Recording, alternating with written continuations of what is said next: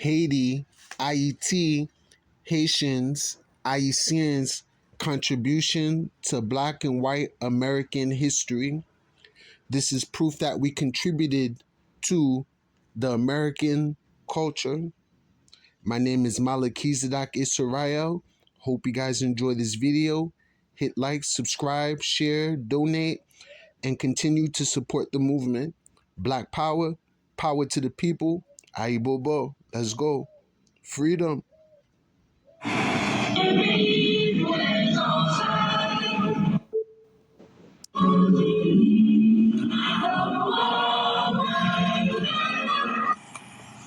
In its fourth year, the American Revolution had become an international conflict. Rebelling American colonies and their French allies attempted to capture Savannah from the British in 1779. Haitian soldiers of African descent were part of the Allied forces. Following the battle, many of these Haitians were diverted to other military duties, returning to their homes years later, if at all. Several veterans of the campaign became leaders of the movement that made Haiti the second nation in the Western Hemisphere to throw off the yoke of European colonialism. Un groupe de soldats nègres, environ 1500 venant d'Haïti, connus sous le nom de « les chasseurs volontaires de Saint-Domingue », ont combattu, en 1779, à la bataille de Savannah, en Géorgie, ayant conduit à l'indépendance des États-Unis d'Amérique.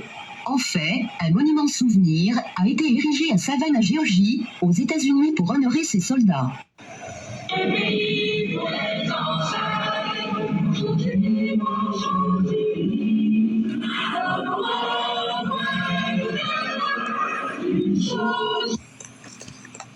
Another bit of history coming to life in Savannah today. After 9 long years, the people of Haiti will get the recognition they deserve.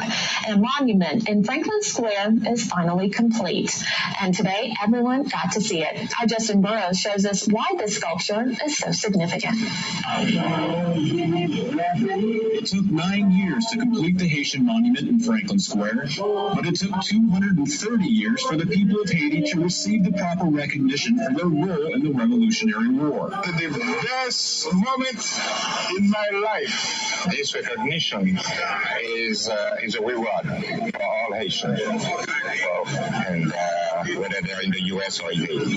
The monument was originally unveiled unfinished with only 4 statues in 2007, but thanks to a single donor, the sculpture was recently completed and presented on Saturday with all 6 bronze statues. Well, you're not going to find a monument dedicated to the Haitians anywhere else in the United States. The monument represents the role that more than 500 Haitian volunteers played in the 1779 Battle of Savannah, a significant moment in the Revolutionary War.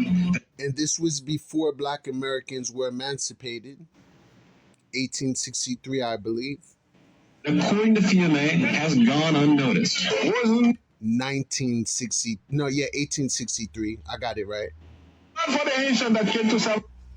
Volunteers played in the 1779 Battle of Savannah, a significant moment in the Revolutionary War that, according to FIAME, has gone unnoticed. It was not for the Haitian that came to Savannah, and without that, there would be no America today. They were so important in the revolution of this country. I mean, we could be speaking with an English accent if it wasn't for the Haitians. And according to Alderman Jones, we should all be proud of the sacrifices represented by this monument. They volunteered and came here, shed their blood, and died for the freedom of the United States. It's a moment of pride for all of us.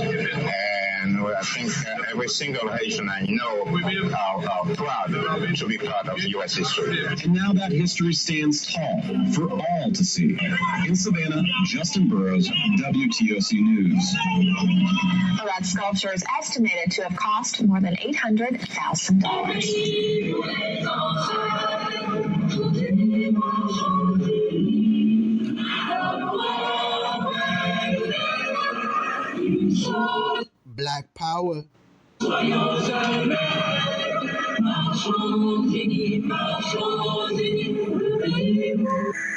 History reports that 2 centuries ago, on the eve of your independence, And during my nation's Revolutionary War, more than 500 of your ancestors came from Haiti to my country and died in the fight to bring the United States to life. L'histoire rapportée et que quelques 200 ans ça, à la veille indépendance par nous, et d'un bon mi-temps bien révolutionnaire pays par moi, plus passé 500 ans, 7 nous, fini dans le pays moi, et mourir pour les États-Unis de capables de vivre. Now, it is my turn to say, merci, Haiti.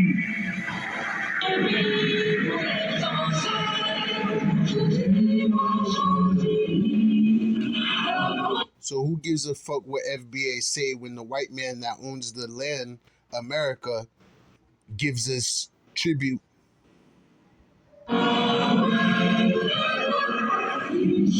Homage. Credit.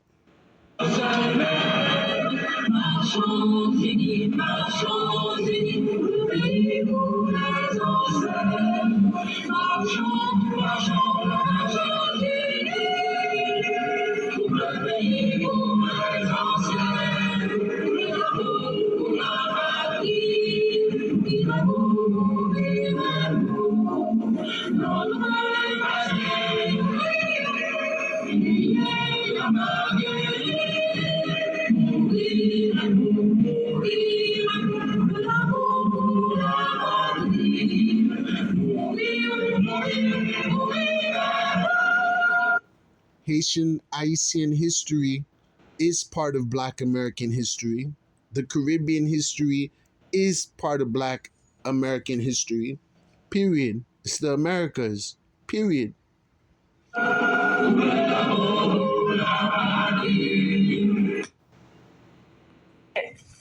This story that is playing out right now is, I'm curious what you think, how this speaks to the legacy of that colonialism. I think that's exactly right. So the legacy is that the Haitians were made an example of. They were told by the U.S. and the other colonial powers, you cannot do this. Right. There will be no liberation. There will be no self-emancipation. And if you, as enslaved people, take power, the white world, the Western world, will do everything in its power to salt the earth on which you live, to destroy your country, and make sure that you are suffering for generations and generations and generations. And it's not too much to say that more than 200 years later, they are still being made an example of. Boom. Look at that. Steiner, Green, and Finer. They still making IET pay in 2025 and counting. That's why IET is the way it is. But people want to talk shit about the country after white people done devoured it up. Took everything and digged it up and robbed the people like they did to the Black Americans. How can the Black Americans claim that the slavery they went to was so unique that we can't relate? You're not one of us. The fuck you mean? You mean I wasn't enslaved where you were enslaved during slavery? We're slaves. All of us. The fuck? Black power.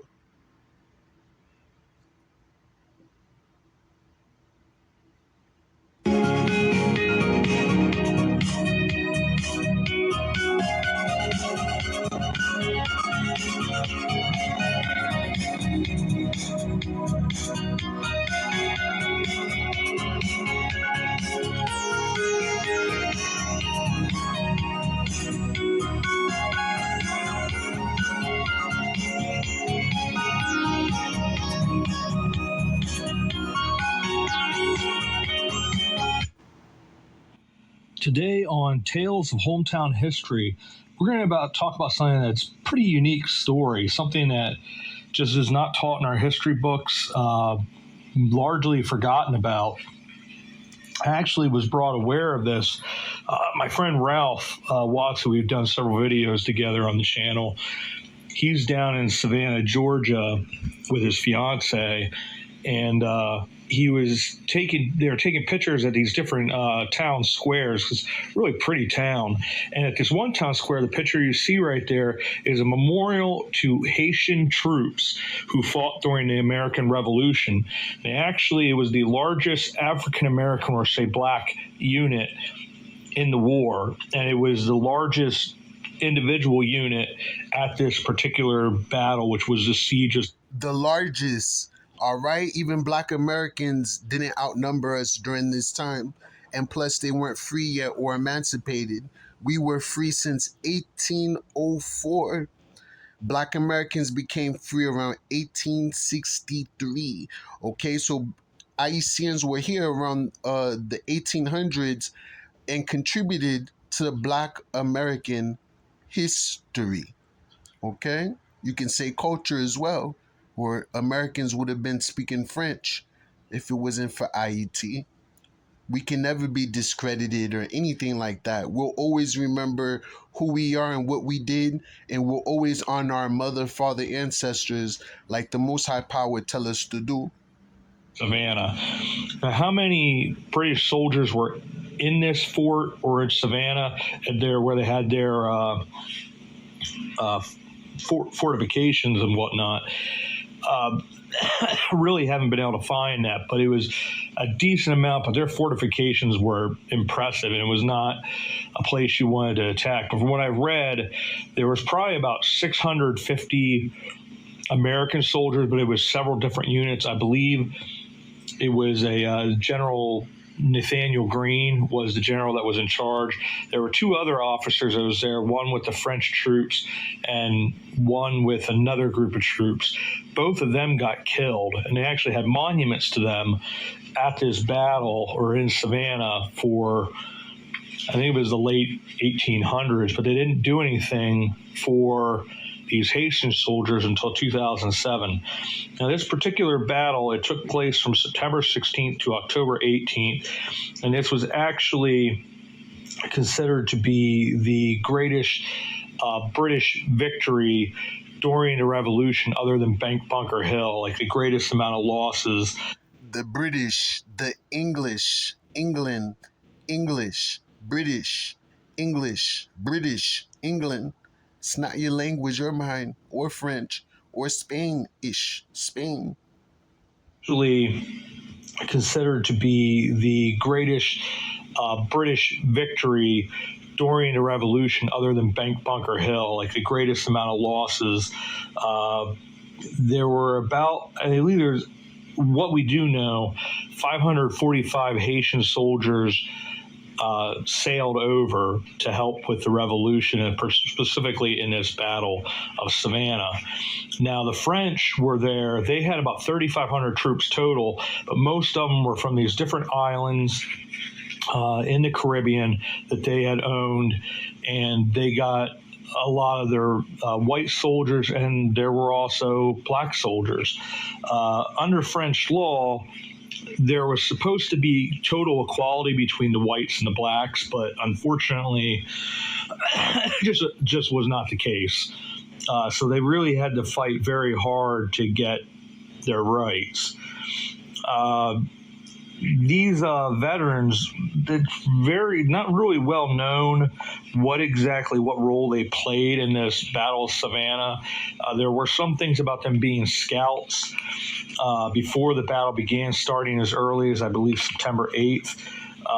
And they were very good at what they did. They were very brave, very courageous. So the role they did play was very, very impressive.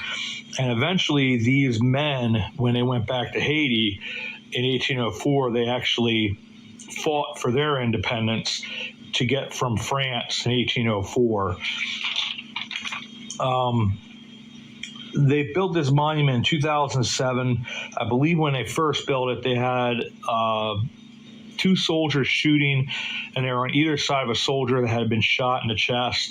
And then behind them to the left was a drummer boy who's actually, this young drummer is Henry Christophe, which I think I'm pronouncing that correctly, who went on to become Haiti's first president, and that's him right there.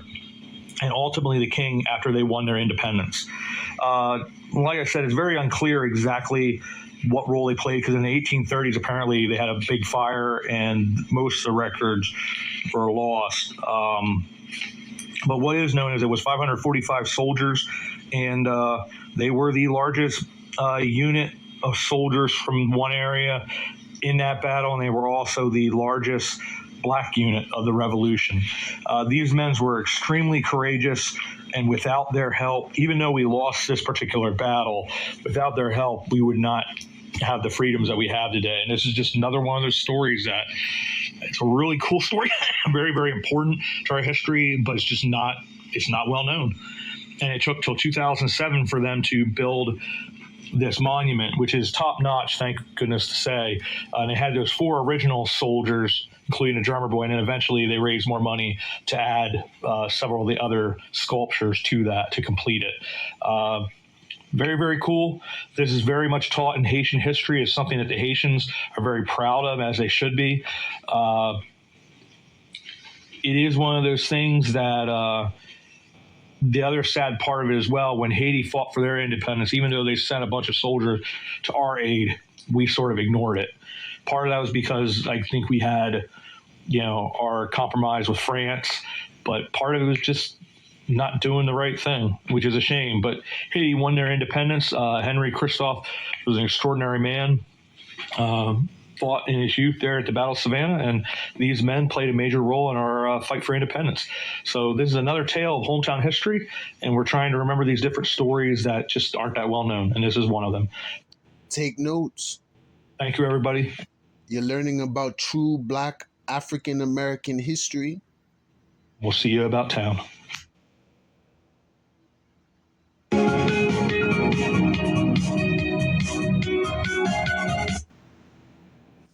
Today, I wanted to share with you this monument that pays tribute to the courage and valor of the largest unit of soldiers of African descent to participate in the American Revolution.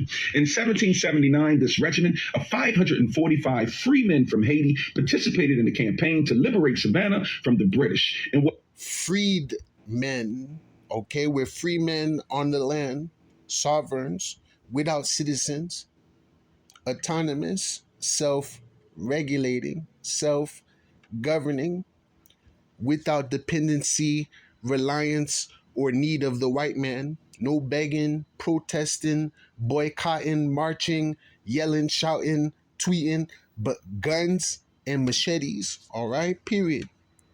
A real fight.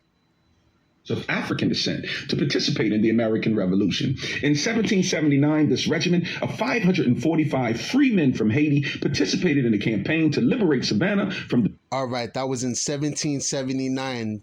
That was before the Ayitian independence. British, and what is African descent to participate in the American Revolution. In 1779, this regiment of 545 free men from Haiti participated in the campaign to liberate Savannah from the British in what is now known as the Siege of Savannah. It serves as a reminder of the role that those of African descent played on the battlefields and sacrifices they made during the American Revolution. The Haitian American Historical Society led the charge to the creation of this monument by fighting to obtain recognition for the Haitians that helped secure American independence. This sculpture or monument is located in Franklin Square in Savannah, Georgia, created by James Maston. If it's gorgeous. History reports that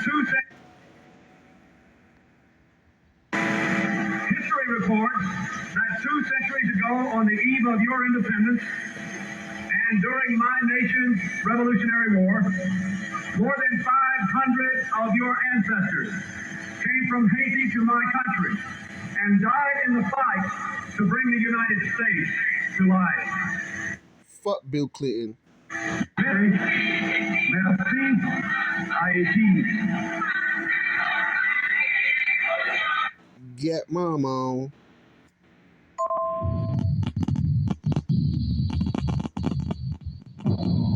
They came from diverse backgrounds. Some spoke English, others French. Some had spent their entire lives in Louisiana. Now, this is Ayisyen's history in Louisiana, all right? Louisiana, where there's a lot of Creoles, It's the slave revolt of 1811. Give me freedom, liberty, or give me death. While others hailed from West African warrior nations. Backgrounds.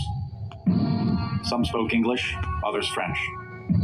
Some had spent their entire lives in Louisiana, while others hailed from West African warrior nations. About the only thing they had in common was that they had been subjected to the atrocity of American slavery, and that they were willing to risk their lives to obtain freedom at the point of a sword.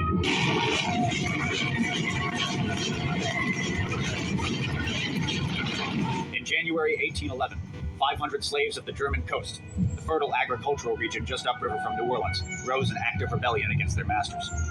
1811, that's shortly after the Ayisyen Revolution, 1791 to 1804. This was not the chaotic uprising of an angry mob. It was a highly organized, meticulously premeditated challenge to the slave owner class. Its leaders had a clear objective: to capture the city of New Orleans and establish a free black republic on the banks of the Mississippi. Look at that, we even connect to New Orleans. The story of the largest slave revolt in American history, the German Coast Uprising of 1811. The largest revolt in American history. You can't tell me that we're not part of the American history, period. There's nothing you can tell me.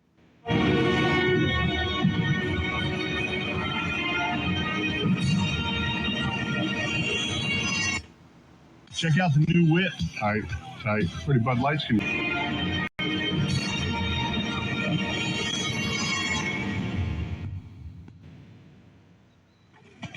Nearly 8 years after the Louisiana Purchase, New Orleans was a city of political intrigue. The governor of the Orleans Territory, a stubborn Virginian named William Claiborne, sought constantly to increase American power and influence in the region, at the expense of the proud French planters whose families had been in Louisiana for generations. The Creoles of New Orleans thought the American newcomers were boorish, rustic, and unrefined. The Americans thought that the Creoles were vain, effeminate, and idolatrous. The two sides refused to even live together, and many Americans settled in the suburb of Faubourg St. Mary, just upriver of the Vieux Carré. The Americans called the Creole side of Canal Street the French Quarter, and the name stuck. As the two factions squabbled for supremacy in the city, a very different political drama was unfolding on the German coast. Preoccupied with preparing for a raucous carnival celebration, the whites of this region did not notice their slaves secretly meeting with slaves from other plantations. They did not notice the groups of men speaking in hushed voices here at Congo Square during Sunday dances. And in their arrogance, they did not comprehend that they were about to be outmaneuvered by people that they saw as little more than beasts of burden. The architect of this conspiracy was a man named Charles Deslandes. The son of a white father and black mother, Deslandes worked as a slave driver on the Woodland Plantation. He planned work schedules, meted out punishments to idle or unruly slaves, and reported directly to Manuel Andry, the master of the Woodland Plantation. To everyone who knew him, he was Andry's obsequious right-hand man, his loyal lapdog, a cruel overseer given preferential treatment simply because of the lightness of his skin. It was an act. Deslandes despised the slave owner class. And in the autumn months of 1810, two other men got to know the real Charles Deslandes. Their names were Cook and Kwamana, and they were recent arrivals from West Africa, more specifically the Akan Kingdom. These were big, scary guys, ritualistic scars on their faces, and they probably had military experience. Charles Deslandes told them all about how 20 years earlier, the slaves of Haiti had risen up and slaughtered their masters and successfully established an independent black state. These revolutionary whispers must have been like music to Cook and Kwamana's ears. This triumvirate, these three men, represented a confluence of West African military strategy and French Creole political cunning. Slowly, carefully, these three men set about fermenting rebellion. During the first week of January, 1811, a fearsome rainstorm descended upon South Louisiana. The downpour lasted for days, and soon the roads were half a leg deep in mud. No field work could be accomplished in the driving, pounding rain. The slaves of the German coast were idle, and those involved in Deslandes' conspiracy must have been restless. Finally, word came, through furtive whispers on plantations and in the Congo Square dances. On January 8th, 2 days after Twelfth Night, the beginning of Carnival, the fight for freedom would begin. The timing was no accident. Governor Claiborne had sent most of the troops at his disposal to Baton Rouge to secure the American annexation of Spanish West Florida. New Orleans was practically defenseless. In Creole, Ayisyen Creole, Baton Rouge mean bâton rouge. That mean red stick. Bâton rouge. Baton Rouge. the night of the 8th, Deslandes and 25 slaves crept into the big house of the Woodland Plantation, armed with axes and cane knives. Manuel Andre woke to see Deslandes standing over his bed with murder in his eyes. He reacted quickly, launching himself up and breaking through his attackers as they lashed out with their blades. Andre's son, Gilbert, wasn't quite so lucky. Another group of slaves surrounded him and hacked him to pieces. Andre fled the Woodland Plantation and made for the river. Despite his injuries, he boarded a rickety canoe and paddled all the way across to the west bank of the Mississippi. Once there, he burst into the home of a plantation owner named Charles Perret and told him the catastrophic news. His slaves were revolting. Meanwhile, the rebels raided the basement of Andre's house for rifles and militia uniforms. It would not be a horde of brigands marching to New Orleans, but a legitimate army with a legitimate political goal. And so the slave army marched downriver. Cries of "On to New Orleans" and "Freedom or Death" echoed down the levee. They gathered strength. About a quarter of the slaves on the German coast joined in the revolt. Within a day, the rebellion had grown to a force 500 strong. As word of the insurrection spread, white planters began to flee their homes and make for the city. But not every slave owner took the threat seriously.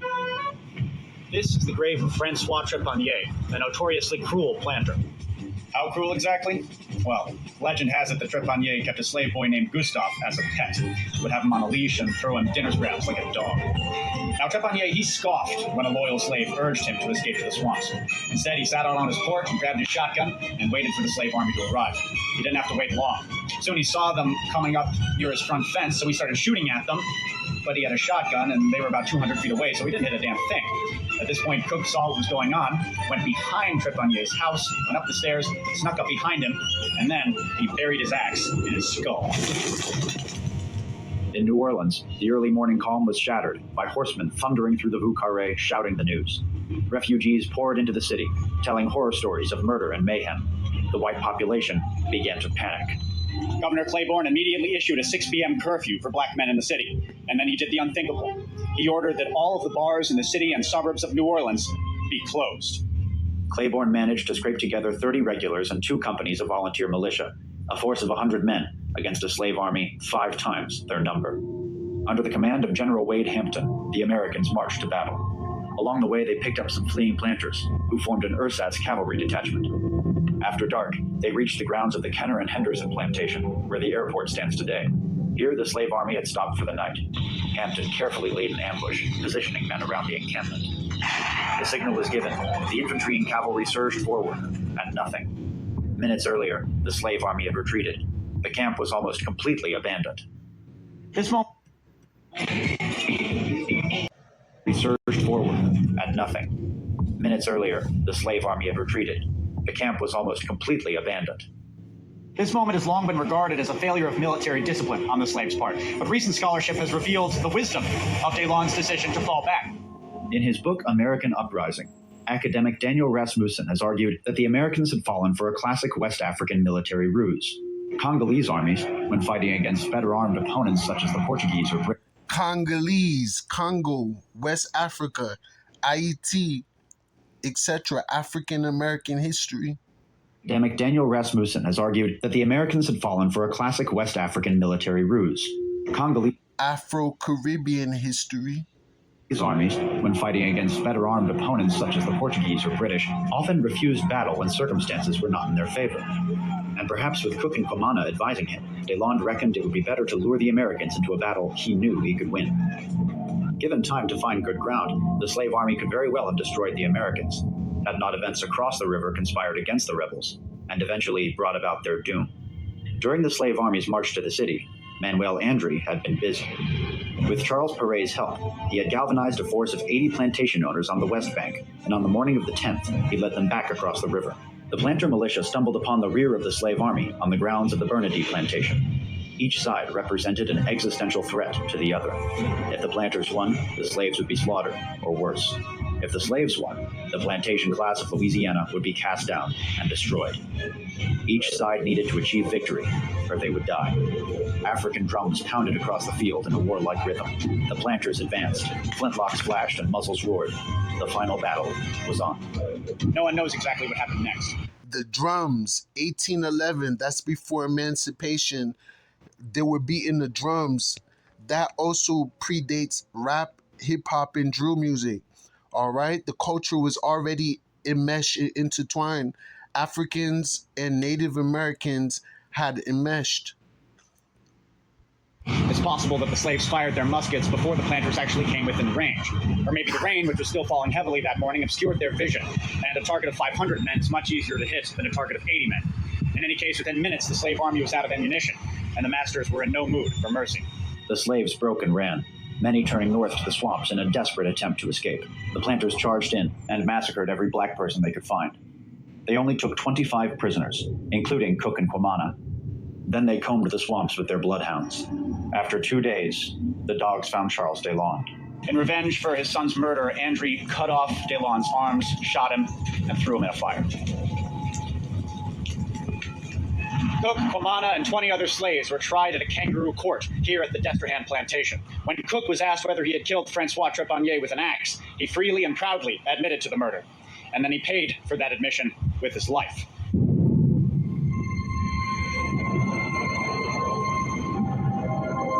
Claiborne and the planters decided to make an example of the rebels.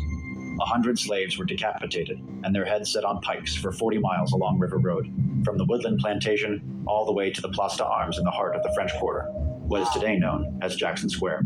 It must have been a grisly spectacle, a message from the plantation class in the only language they understood: untrammeled violence. However, the real victors here were not the French planters who had actually put down the rebellion, but American legislators who leveraged the crisis to tighten their grip on power. A month after the revolt, Governor Claiborne wrote to Washington, asking the government to send a permanent garrison of American troops to New Orleans to protect its people and to enforce Claiborne's political will. A year later, Claiborne's dream of Louisiana statehood finally became a reality. Andrew Jackson's victory at the Battle of New Orleans in 1815 only solidified Louisiana's dependence on American military might. Painting contractors, what would you charge to Orleans in 1815 only solidified Louisiana's dependence on American military might. Though New Orleans remained ethnically French, it was now firmly an American city and would grow to be the most important port in the South, as well as the largest slave market in the United States. For centuries, the 1811 slave revolt was relegated to a mere footnote of American history.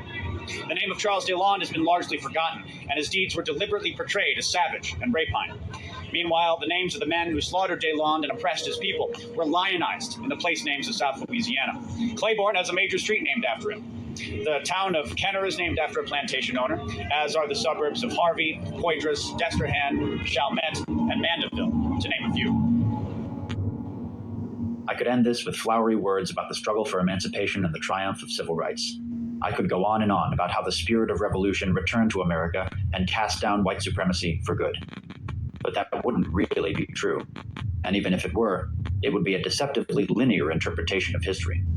The fact is, Deslandes and the rebel slaves received no justice, not in life, and certainly not in death. They died screaming, with no assurance that one day slavery would end, or that the civil rights movement would succeed, or that in the 21st century most Americans would support racial equality.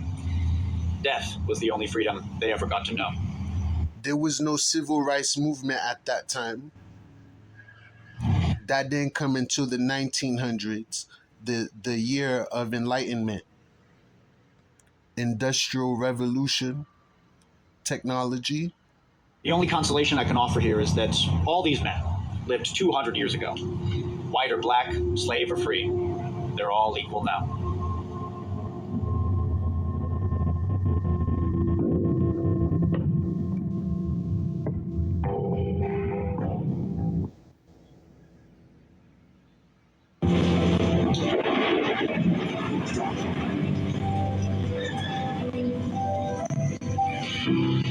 Hi, I'm Clint Smith, and this is Crash Course Black American History.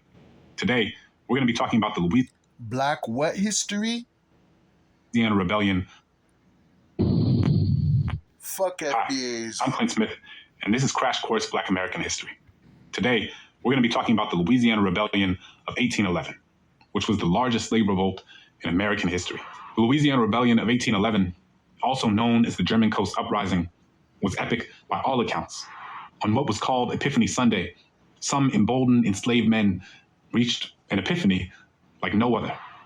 They were determined to take the city of New Orleans and burn everything else down in the process. Let's check it out.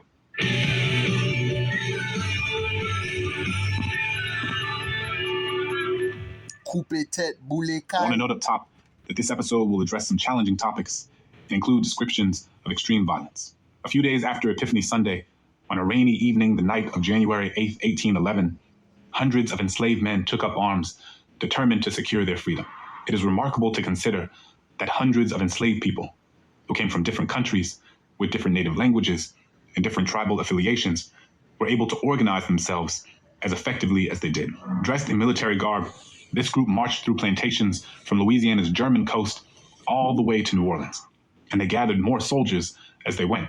On the German coast of Louisiana, where the rebellion took place, named as such for the German immigrants who settled there, roughly 60% of the total population was enslaved.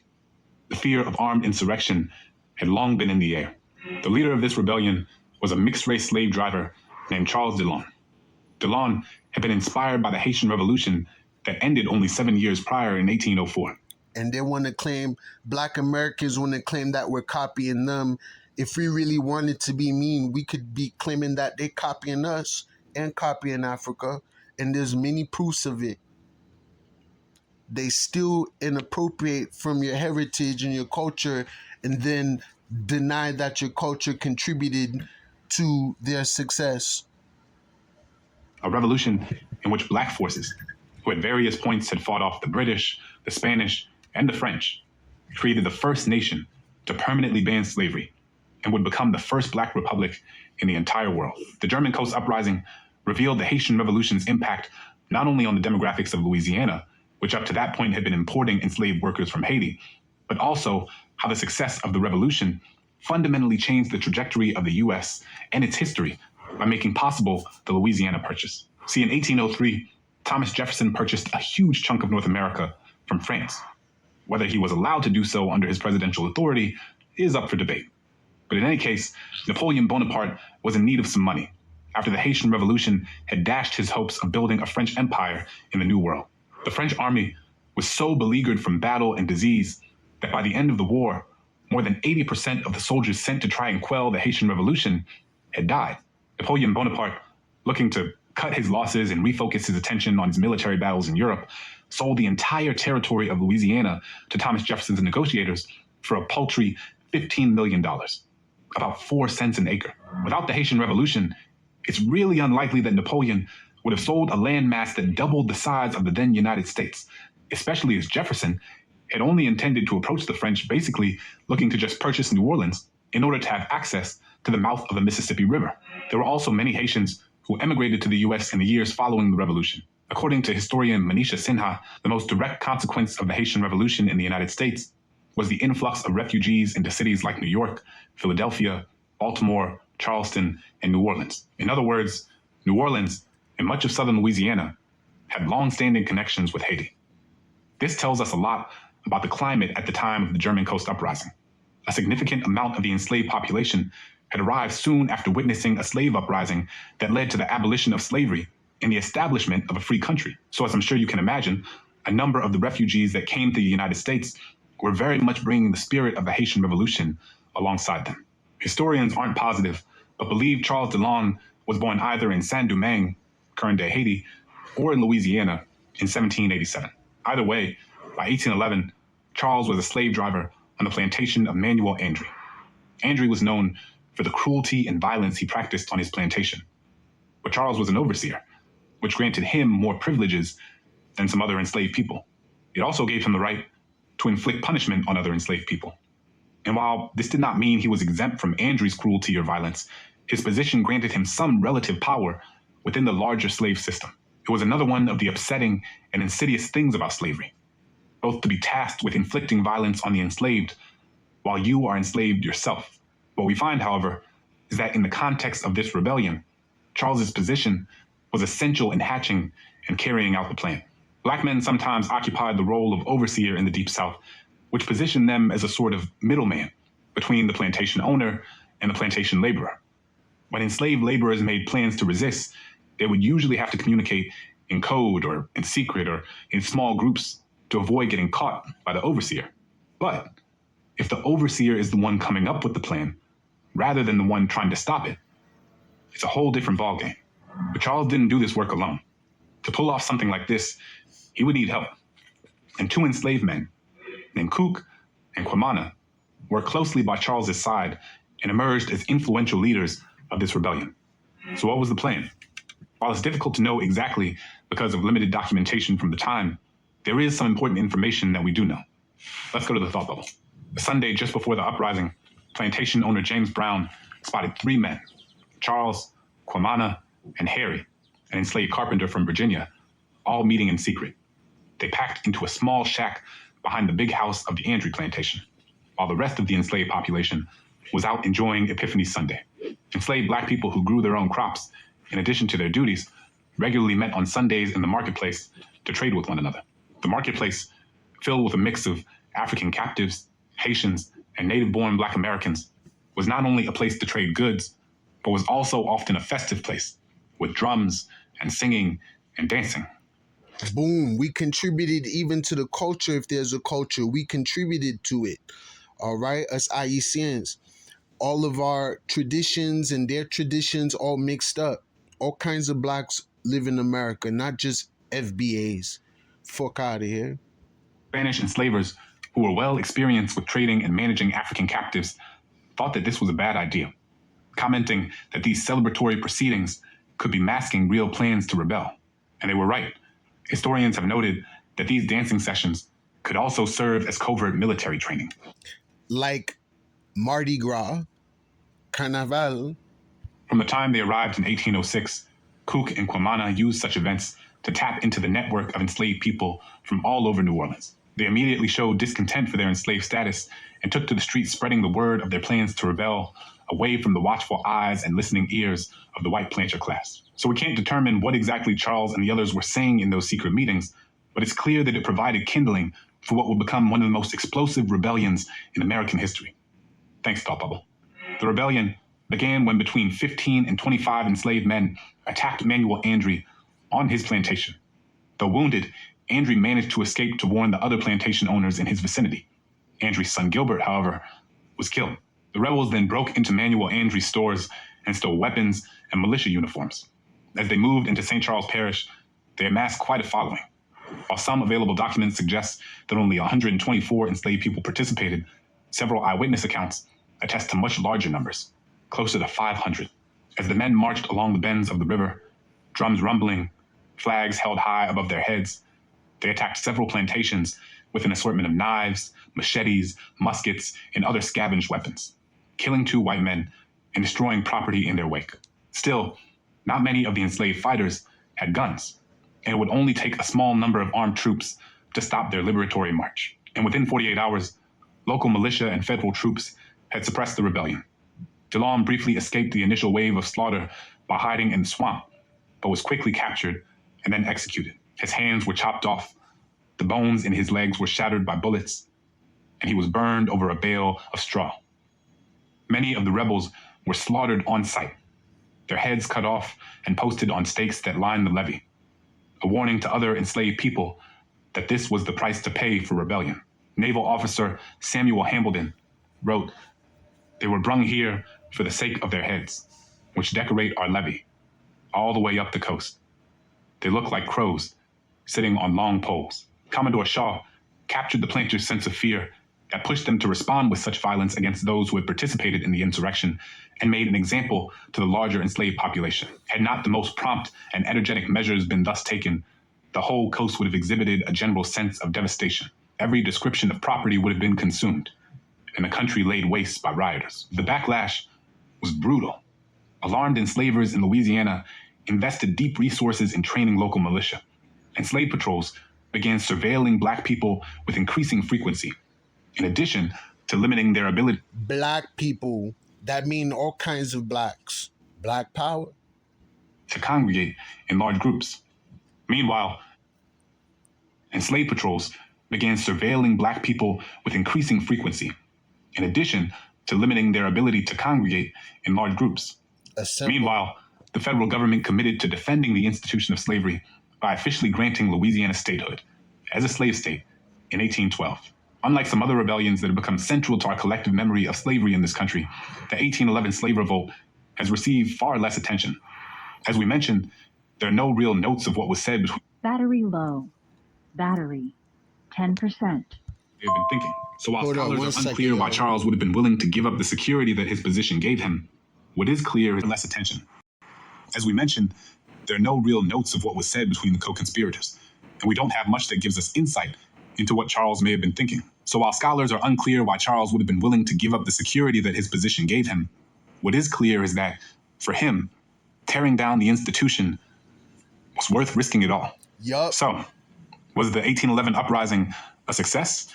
As we've said before, notions of what is or isn't a successful slave revolt are subjective and kind of less important than the fact that the rebellion took place at all.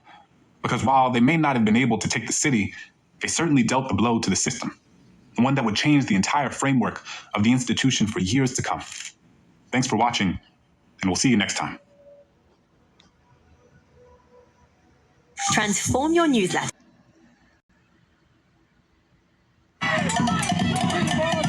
You're listening to the beat of a freedom fight that echoes across the centuries. Each step on this 26-mile march along this Louisiana road is a measure of a story that has been suppressed until now. What's happening here represents a piece of history you probably never learned in school. The horses trot to the pulse of revolution. The muskets and machetes are a response to the daily horrors and dehumanization faced by an enslaved people. And each part, each player, is in sync to form a present-day representation of the nation's largest slave revolt. The 1811 slave revolt outside New Orleans is so unknown, you probably wouldn't even recognize its name, the German Coast Uprising. It's a significant part of history because even before the civil rights movement of the 60s and even the 50s, you see that there was a desire for freedom way back in the 1800s. In 1811, these enslaved rebels had the most radical idea of freedom and emancipation in the United States at that time. Hey fam, I'm Ayisyen. Today, we're going to travel back in time so I can tell you why there's this plaque marking the nation's largest slave rebellion and why you've probably never even heard of that uprising. Spoiler alert, it's by design.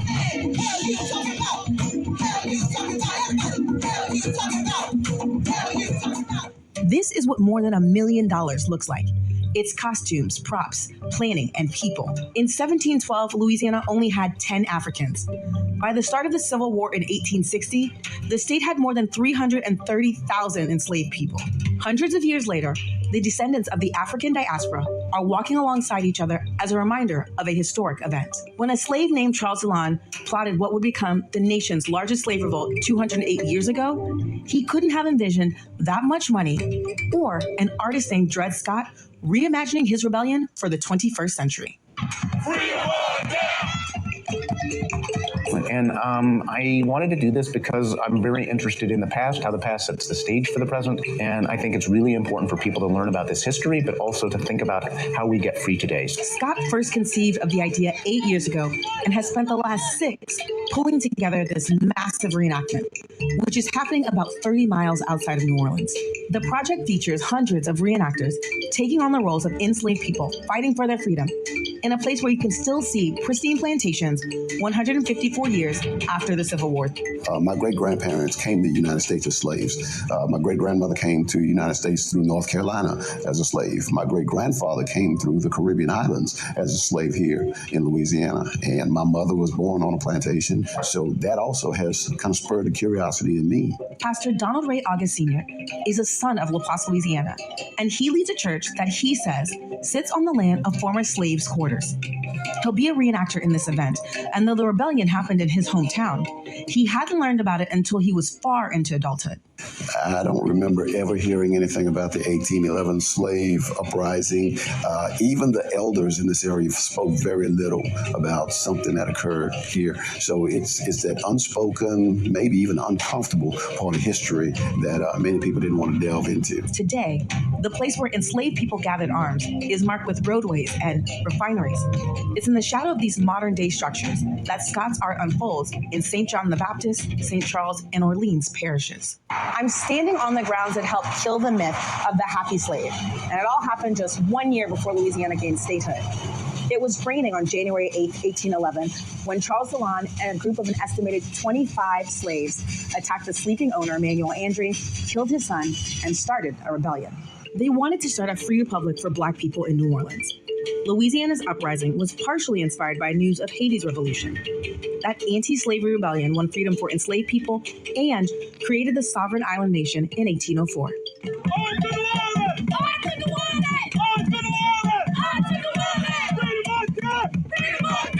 What does it feel like to be dressed up and embody the spirit of one of these rebels who was enslaved and fighting for freedom? It's just like wearing a mask that gives that energy. I can walk until tomorrow. I will not feel tired. I'm telling you. Ibrahim Asek is one of the people who advised Scott as he organized this project. As the director of research for the Whitney Plantation, he spent his entire career studying the transatlantic slave trade. And he says it's his duty to educate people about the African diaspora. Not even many Haitians know about this part of American history. Many Haitians don't even know that had an influence in America. We're planning to come to America to free our brothers and sisters, but we never got the chance to. Crabs in a bucket. Some people don't want you to be educated because, educated people cannot be enslaved. I met people who had traveled from as close as Mississippi and as far off as Washington, D.C. to participate in this demonstration. There were also many locals. Having the community's involvement was a must for Scott, a person who more than 30 years ago named himself after the man in the Supreme Court's most infamous decision. In 1847, Dred Scott unsuccessfully sued for his freedom. 10 years later, our highest court said no person of African ancestry, whether they were free or enslaved, could become a U.S. citizen. And these FBAs swear they're American. Instead of foundational black aborigines, they think they're U.S. citizens, which mean a legal fiction, a straw man, a juridical person. Look up these words. Particular story is also suppressed because from day one, the governor actually spun the story as there's not much to see here. The French colonial society was terrified of the slave rebellion and the possibility that it could have been successful. They also wanted to downplay its significance because they didn't want people to think there was huge numbers of revolting and rebelling enslaved. They didn't want black Americans to revolt. And it worked, because look at how black Americans bash Ayitian stuff like that. I still look at them as my brothers and sisters, still, period. Because it's black power still, period. But fuck some blacks, and it always been that way, period. Fuck some Haitians, fuck some blacks, fuck those who hate black power, those who are an enemy of our liberation and independence and liberty and justice. The possibility that it could have been successful. They also wanted to downplay its significance because they didn't want we will not be uniting with all kinds of blacks. People to think there was huge numbers of revolting and rebelling enslaved people. Another reason this major event is lesser known may be because of this: Jim Crow. Jim Crow was another trauma, another layer of trauma. I think the trauma, that newer trauma, just did hide the old trauma. The segregationist laws across the Deep South made black people second-class citizens until the Civil Rights Act passed in 1964. Unlike 1811, the 2019 version of the rebellion successfully makes it to New Orleans. Scott was deliberate in his choice not to visualize the uprising's brutal ending. That white people did some terrible things during the times of slavery, that's not news. What is news is that black people had agency and self-determination and were fighting for freedom. In reality, some enslaved people were able to escape.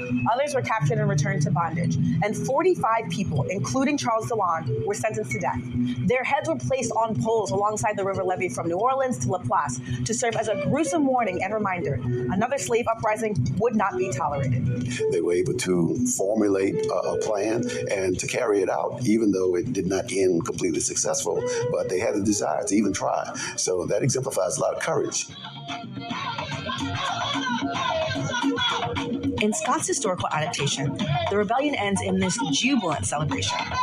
There's dancing and joy and a direct connection to some of today's biggest issues. We don't have those same obstacles today, and yet we need to fight in as determined a way as they did.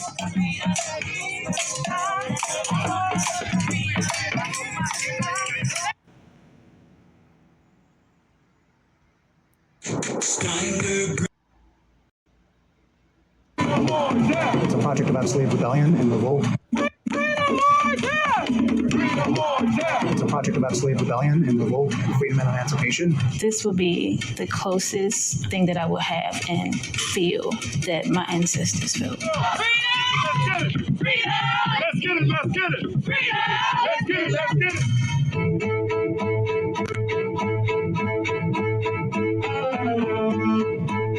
No more chains! No more chains! Freedom is love! Freedom is love!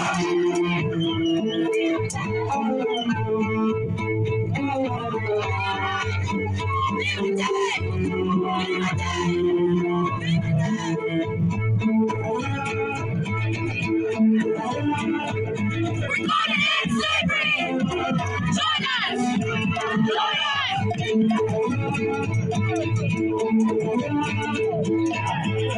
Ayisyen's Ayiti inspired all blacks around the fucking world. France, Africa, Spain, the Caribbeans, and the Americas. Period. There ain't no more person who's about black power and power to the people more than black Haitians. I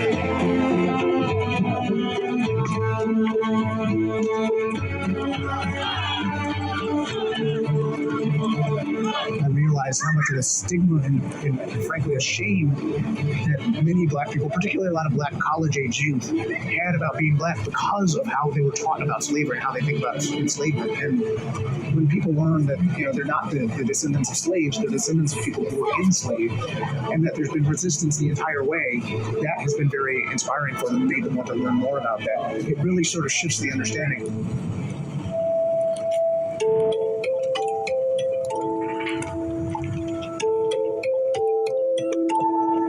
My name is Antomisha Jenkins. I'm a student at Xavier University. I'm an art major with a computer science minor. I will be taking part in the slave rebellion reenactment that would start in LaPlace, Louisiana and end in New Orleans. Over the course of 2 days, we will be walking 26 miles. This means a lot to me because this will be the closest thing that I will have and feel that my ancestors felt. People in the community didn't even know about the rebellion that happened.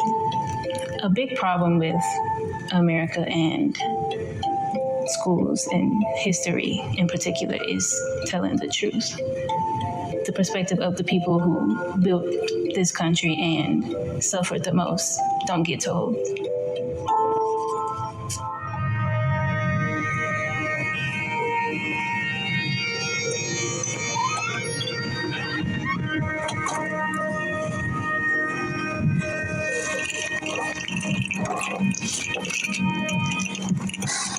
So we're going to the meeting site. The call time is 6:30. It is 6:04 now. I'm not tired at all. I didn't get any sleep. And I was like, you can ask Elena. I was listening to music, cleaning, and trying to, I don't know, I guess get myself together. But I have like a lot of energy right now. I was a little anxious this morning, like getting up and like looking at the time, like seeing that I have to leave in like 30 minutes. But I know that's like my body getting ready to do what it needs to do to perform. So I think I'm ready. I'm really about to do this. And I'm going to walk all these miles and do what my ancestors did. Like, I don't know. But I'm ready for it. Like, I'm excited about it. I brought a scarf because back then the slave women were forced to wear scarves around their heads because they couldn't have their hair down because it was attracting the white men that were in the city. So a lot of the women are doing that for the reenactment, but I want to see if I can just wear my hair out like this because it's a rebellion. Some people are like out loud about like how racist they are, but I don't know like how they're going to react to like 500 black people coming through their neighborhoods and with machetes and guns. I don't know, it makes me kind of anxious. What's happening, y'all? Okay. Two of my professors are going to do it. Mm-hmm. My professor a ceramic studio teacher, and she's also the head of the department. And Bishop is the paint teacher. Look at you.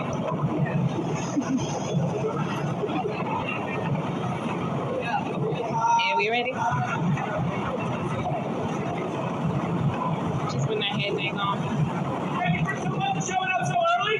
Let's start making things across the street, load up, and get going. Here we go. So, nervous, but I'm ready.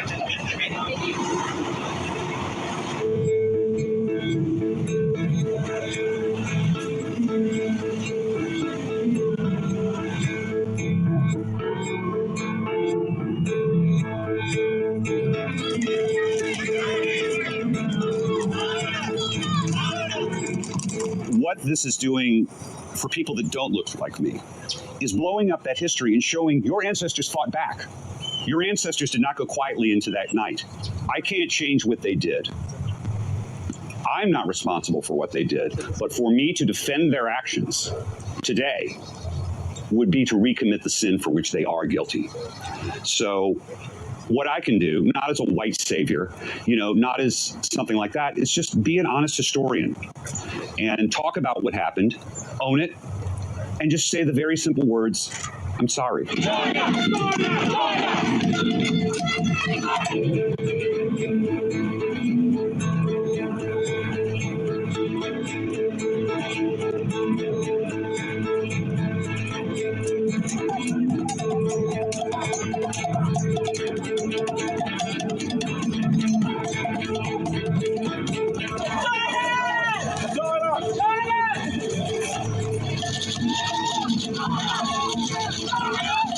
Today, it's really important that we know the past so that we can continue to improve for the future. Nothing's wrong with knowing what happened. We have come a long way.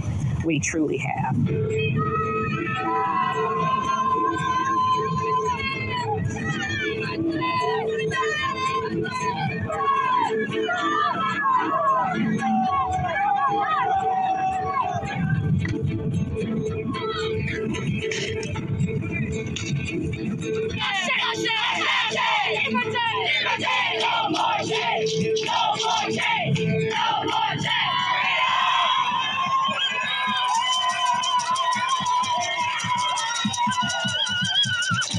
The Black community in general, we have a lot of trauma, and I think it was a very perfect idea to not include that violence and trauma and relive it. This project actually opens up a whole new framework for people to look at that, to actually look at the people who resisted as heroes and center that and their radical ideas of freedom.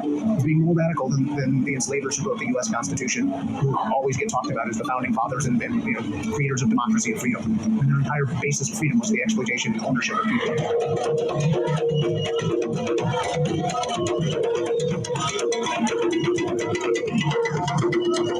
Voodoo drum music. Way before rap, hip hop, drill music. Way before rhythm and blues. Yes, there is something. There is something about suffering that makes men mad and makes others rebel. To be able to stand here today to have this conversation was a tremendous event. And that they weren't doing it for themselves, but they were doing it so that their children can have freedom, justice, and equality. I have been advocating about police violence in this country, all over this country. And on the 5th year anniversary of Oscar's murder, I retraced his footsteps. I reenacted, unbeknown that I would be reenacting today, but I reenacted what happened to him from that reenactment of his murder to be recharged in the importance of what, this struggle was for him. And so to be able to relive this reenactment, feeling our ancestors' emotions and love for us to have real freedom, justice, and equality, to sacrifice their lives so that we can have it, was very emotional. I'm grateful, very grateful that they did what they did and had the strength to do what they did. They are rebels. They defined rebellion, and I'm so grateful to be a descendant of these people. Ayitian, Sakafet. We inspired the world.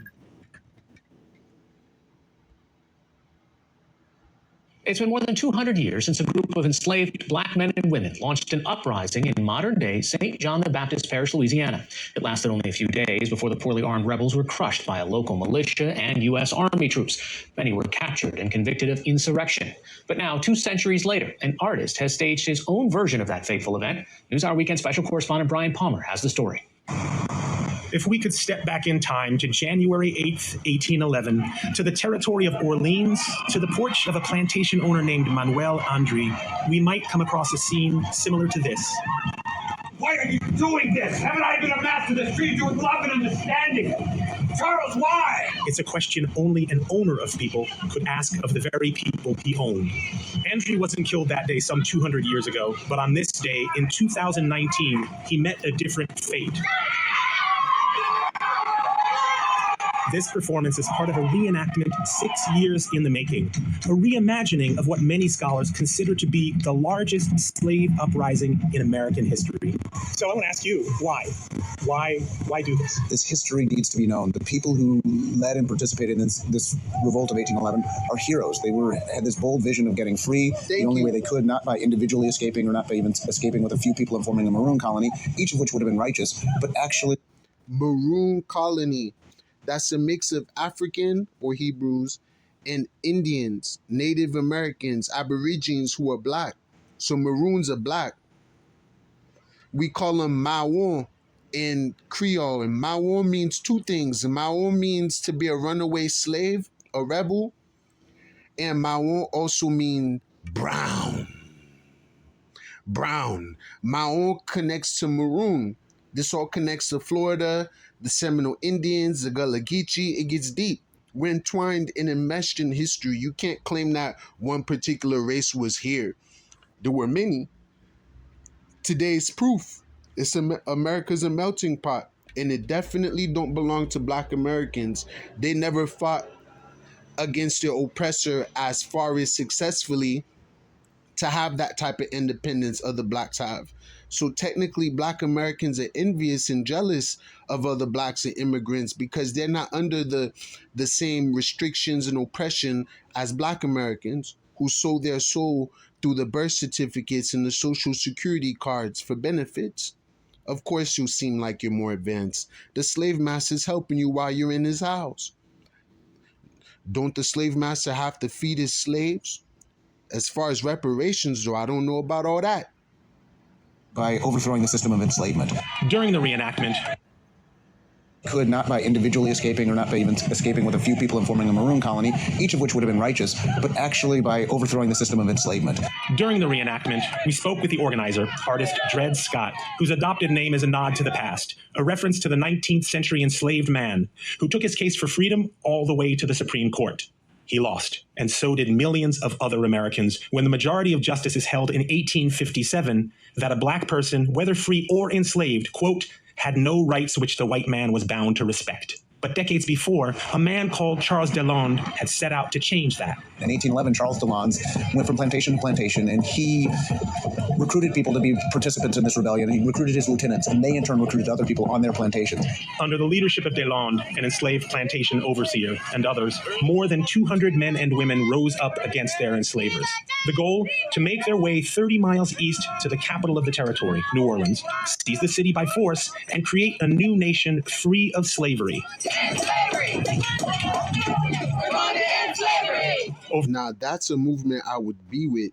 For a 2-day period this month, hundreds of reenactors, including Scott, traced a route similar to the more than 20 miles covered back in 1811. The original rebels took machetes and muskets from the plantations where they had been held in bondage. These 21st century role players wore 19th century costumes and carried those same weapons as they marched along the levees of the Mississippi River, shouting freedom chants in English and Creole. I talked with a handful of people about English and Creole. Ayitian, Sakafet. Participating in this. Some of them were hearing about this rebellion for the first time, but when they heard about it, they're like, we need to make this known, and reenacting it would be amazing. And so... Thank you, Black Americans, for paying homage. I pay homage to y'all, too. About participating in this. Some of them were hearing about this rebellion for the first time, but when they heard about it, they're like, we need to make this known, and reenacting it would be amazing. And so they in turn recruited other people. They became sort of the lieutenants in the army, the enslaved, and recruited others. This community engagement included hands-on activities to prepare. There were sewing circles to create costumes and night rehearsals to map out the steps of a battle between the army of the enslaved and the local militia, whose job it was to police African-American bodies. Volunteers came from across the country to participate. So as, we're in these period-specific costumes with a mesh of modern jewelry and sneakers, we as performers and anyone who sees us will be forced to question what...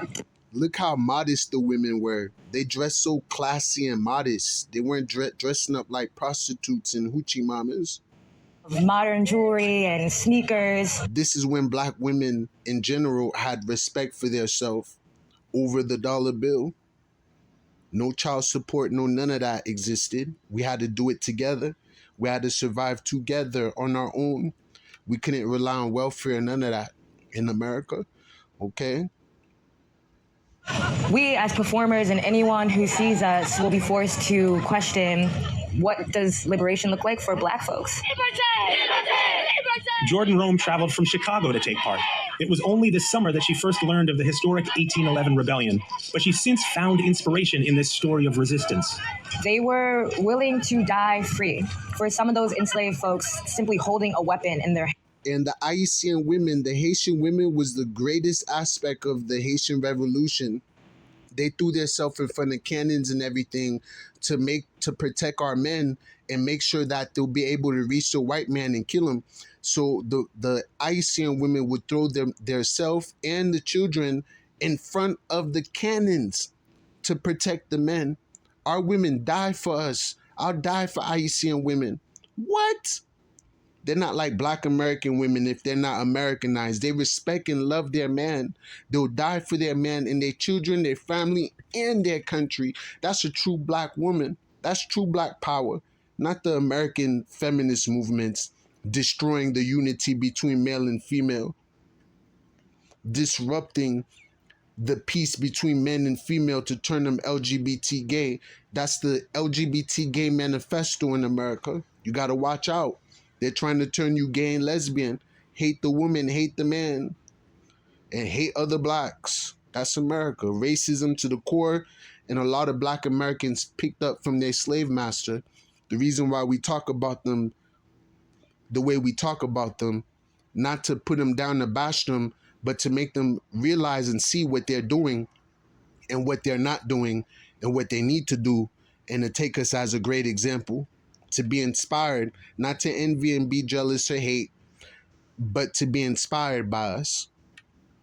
We were the first Malcolm X, Huey Newton, Marcus Garvey. We were the first Pan-Africanism, Black Power, Black Panthers, Deacon of Defense. Us Haitians were the first of all blacks to do what FBAs are trying to do now. And the way they're trying to do it is wrong. It won't work. You can't do things by yourself. That's another reason why IET failed. It couldn't do things by itself, and can't trade with the white people. We should be trading among ourselves as black people. So if black Americans segregate and separate themselves from other blacks, they won't make it far like they didn't make it far in history. There just wasn't enough blacks to rebel. You're facing a beast, an empire, a Leviathan, a Behemoth. You're not fighting no regular untrained army. These are like Air Force and bombers and tanks and shit like that. From cannons to tanks and Air Force now. So you're not going to win this by yourself. We all have to unite as a people, good against bad. No more black against white. That was ignorance taught by the white man. Okay?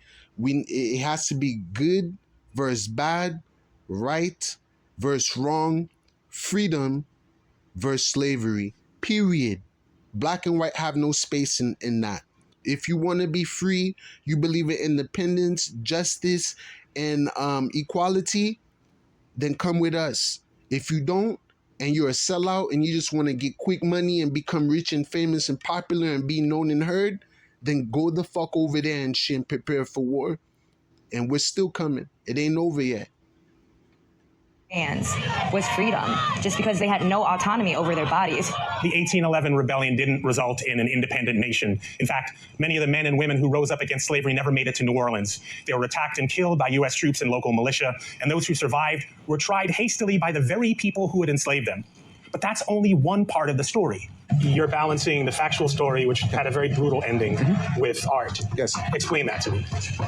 This is a project about freedom and emancipation. It's not a project about slavery. It's a project about freedom fighters who had a bold vision of getting free by overthrowing the system of enslavement. And as an artwork, I could say I don't want to focus on the brutality of white people. Everybody knows that white people were brutal during slavery, if you think about it for a second. But this is a project that actually can focus on the agency and self-determination of enslaved people, Africans and people of African descent, yearning to be free and making a plan to do that. Scott sees the slave rebellion reenactment as part of a life's work that seeks to ask hard questions about America's past and present. He drew national attention and heavy criticism in 1989 for an art installation he called "What is the Proper Way to Display a U.S. Flag?" Visitors could step on an American flag while interacting with the art.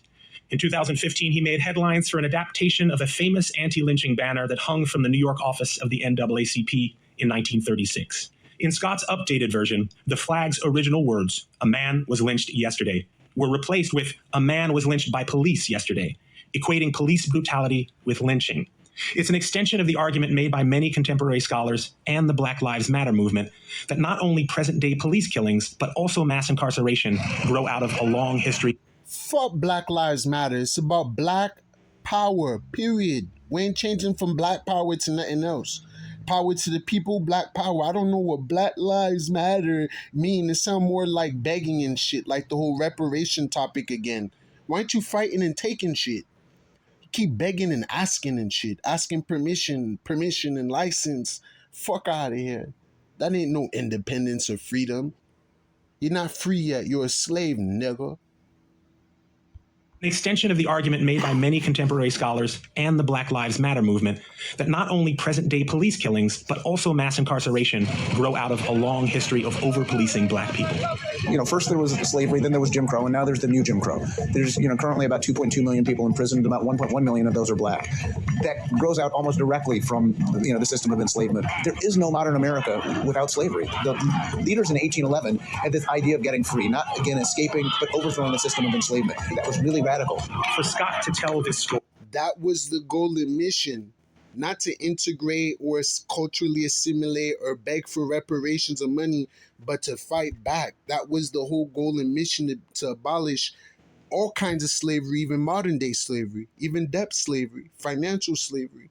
You best to believe these are forms of and tactics of slavery. You better wake up. These are devices of cruelty. It was Jim Crow, and now there's the new Jim Crow. There's, currently about 2.2 million people imprisoned, about 1.1 million of those are black. That grows out almost directly from, the system of enslavement. There is no modern America without slavery. The leaders in 1811 had this idea.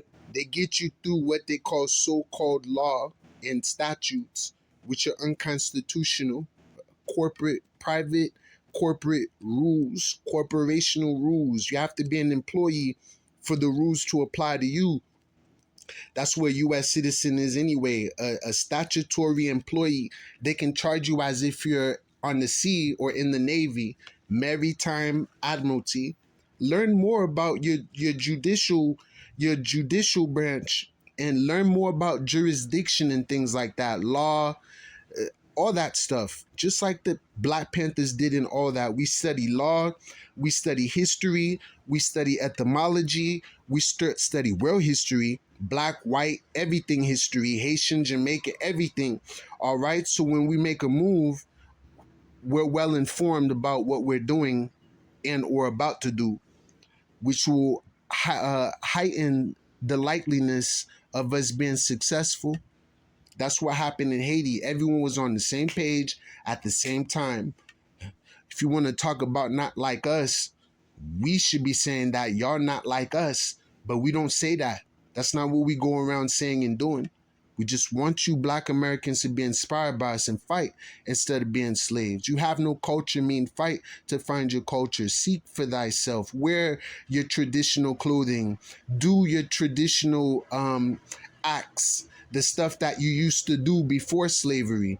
Not what you do now in drill, hip hop, rap music, which is a descendant of slavery, a making and a crafting from slavery. Everything that Black Americans are today is because of slavery, making what they call culture today a slave culture, a prison culture, which is not your roots, grassroots, or original culture, Native American, Cherokee, Aboriginal, Indigenous, etc., which is specific culture and tribe. Wear your traditional clothing, speak your traditional language, call this land the traditional name the land was called, Turtle Island. Like, really rebel. You people got no fight in you. And you wonder why we talk shit. We're trying to inspire you though. Like, yo, bro, you weak, bro, you weak. We're not trying to say stay weak. We're trying to say be strong, do more, do more. Like, don't misconstrue or misunderstand what we're saying when we say you have no culture. We're not going to consider slave culture a culture, but we will consider history history. History is history. Not everything historical is cultural. Not every, but everything cultural is historical. Okay, but Black history is Black history. It's not the original culture of Blacks. And you can't create a new one, FBAs. Y'all creating a new ethnicity. There's no archaeology or architect of FBAs. None of that. Your name ain't written in stone. None of that. You can't just make these things up. Getting free, not again escaping, but overthrowing the system of enslavement. That was really radical. For Scott to tell this story is to reveal a piece of hidden American history. To tell it from the perspective of the Black men and women who rose up to liberate themselves is to give voice to those who were silenced by execution and in the pages of history, which was written by the people who enslaved them. Scott hopes this performance will make people reevaluate what they think they know about this period and how slavery is presented today on plantation tours that focus on the life inside the big house, the master's residence. These are sites of genocide. They're sites of genocide, and yet they're set up in a way that the White House is presented today on plantation tours that focus on the life inside the big house, the master's residence. These are sites of genocide. They're sites of genocide, and yet they're set up in a way that people take tours that whitewash the history, and other people come to have their wedding there. Who would have their wedding at Auschwitz? Who would do that? But there's a whole tourist industry that's built on, making people look back in a romantic way to sipping mint juleps on their veranda and understanding these slave labor camps from the perspective of the enslavers. The Boston Tea Party members, the founding fathers, they fought for the freedom. And I'm from Boston, Massachusetts. Although I've been in Florida for over 20 years. I love Florida. This is my state right here. But I'm originally from Boston, Massachusetts. I was born and raised there till I was 16. Left, went to Haiti for a year, and then been in Florida ever since. I'm 36 years old, born in 1988. Everything about me is revolutionary. From when I was born, where I was born, my bloodline, my multiple histories, Black American and Haitian. I'm a purebred, revolutionary, period. Malakizadak Israel. Remember my name. Hit like and subscribe. Share the video. Donate. Go in the description box. Make sure you look out. I appreciate you all and I love you all. And I hope you guys are enjoying the video so far. And these people did the same thing. They wanted to be free. Ayisyen is the director of research. Members, the founding fathers, they fought for the freedom. Standing these slave labor camps from the perspective of the enslavers. The Boston Tea Party members, the founding fathers, they fought for the freedom. And these people did the same thing. They wanted to be free. Ayisyen is the director of research at the Whitney Plantation Museum, which tells the story of slavery from the point of view of those held in bondage. He also took part in the reenactment. What people don't know is that enslaved people always resisted, always fought for the freedom. From the beginning, when they were being deported in Africa too. Revolt aboard the slave ships, hundreds of revolts. And once they were brought over here too. It's with a spirit of resistance that the reenactors reached a destination that the 1811 rebels never did. They marched through the French Quarter in New Orleans past curious tourists and locals and entered Congo Square, a gathering place for enslaved people in the 19th century. Congo, Africa, the children of the cargo, Bantu, Benju, Benjuda, children of Judah, Yahuda, port of the Prince, Christ, Yahusha, Judah, Prince, Prince, Judah, Yah, E.T., Yah, Maker, Kiskeya, Bonjenou, ça c'est qui laisse Yahé, Yah, c'est créateur, l'éternel Yahuwah. Yahuwah is the Lord Almighty. Yahuwah, Yah E.T., Yah E.C., Kumbaya, Yah Maker, Yah Amorika. On the occasional days off that they were granted. So the most radical ideas of freedom at that time were in the heads of the enslaved people. And that's something for modern day people to both understand but also to learn from. And for historian Ibrahim Asek, as well as artist Dred Scott, rigid historical accuracy is not the point of this event. What these people got from this 1811 is a song that will never die. And that's the song you heard on Congo Square. Yeah, I think these ancestors are really happy. I think I could even feel their presence at Congo Square. Isn't that great?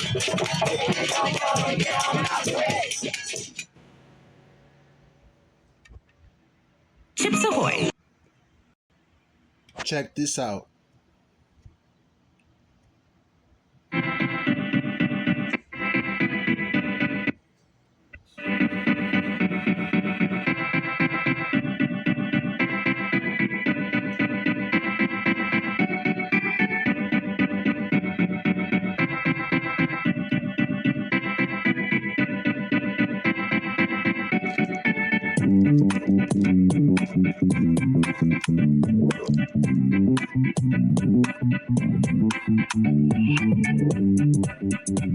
Red, black, green, RBG, Black Power.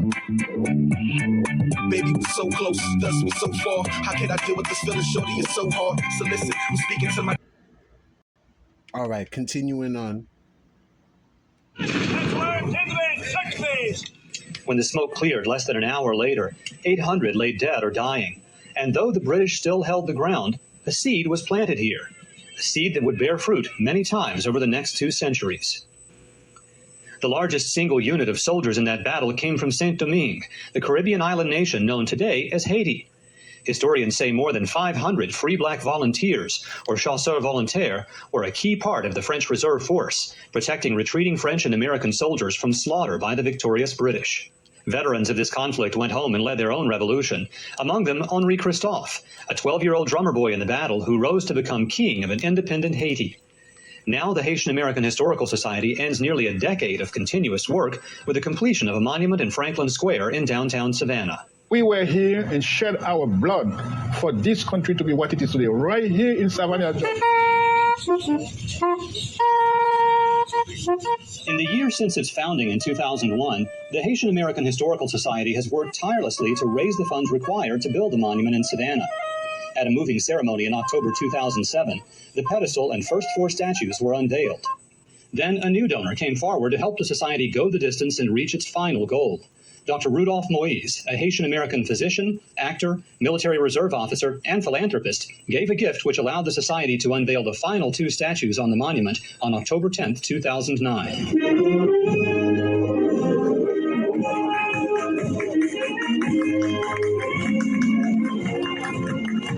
This served as a catalyst. And a lot of people stepped up, I stepped up, and I think that this will encourage other people to actually participate and reach for the pocket and help making this happen as well. Liberty is priceless.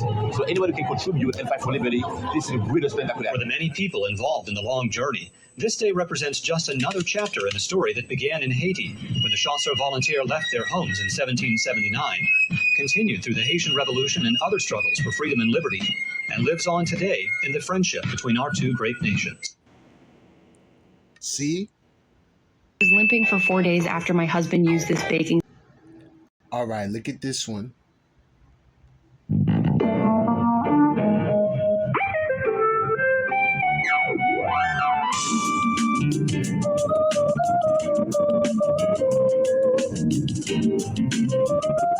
In the fall of 1779, over 500 chasseurs volontaires sailed from Saint-Domingue, the modern island of Haiti. Les chasseurs volontaires de Saint-Domingue left their families to participate in the Georgia campaign under the French commander Charles-Henri d'Estaing. The drummer represents young Henry Christophe, who participated in the October 9th, 1779 Battle of Savannah. Christophe later became a leader in the struggle for Haitian independence from French colonial rule, ending in 1804. A commander of the Haitian army, he became King of Haiti, being among the first heads of state of African descent in the Western Hemisphere. The largest unit of soldiers of African descent who fought in the American Revolution was the brave Les Chasseurs Volontaires de Saint-Domingue from Haiti. This regiment consisted of freemen who volunteered for a campaign to capture Savannah from the British in 1779. In its fourth year, the American Revolution had become an international conflict. Rebelling American colonies and their French allies attempted to capture Savannah from the British in 1779. Haitian soldiers of African descent were part of the Allied forces. Following the battle, many of these Haitians were diverted to other military duties, returning to their homes years later, if at all. Although hundreds of other chasseurs volontaires remain anonymous today, a number of them are documented and listed below. We honor all of their collective sacrifices, known and unknown. Respect. Hello. I am so happy to be here. I'm crazy happy. And I know a lot of these people that paid for this.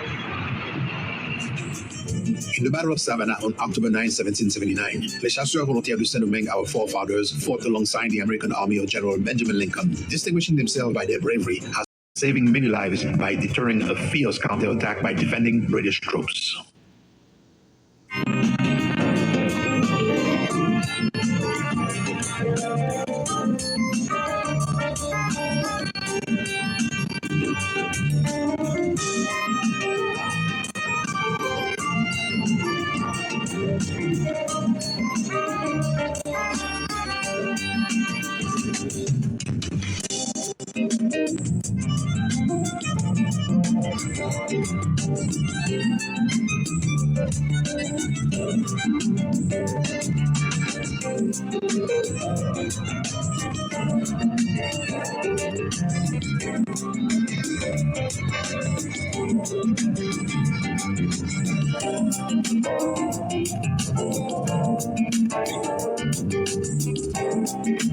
Look at that.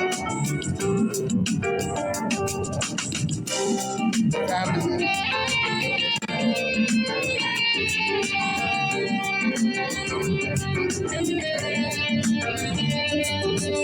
The bell of liberty that the scripture tells us is a jubilee. Pardon me. The Most High said that ring the bell of liberty. Hold on. Sound the bell of liberty, for it is a jubilee. Something along that line. But this bell, the bell of liberty, stand for freedom as well. There's a great big history behind the bell, that big bell.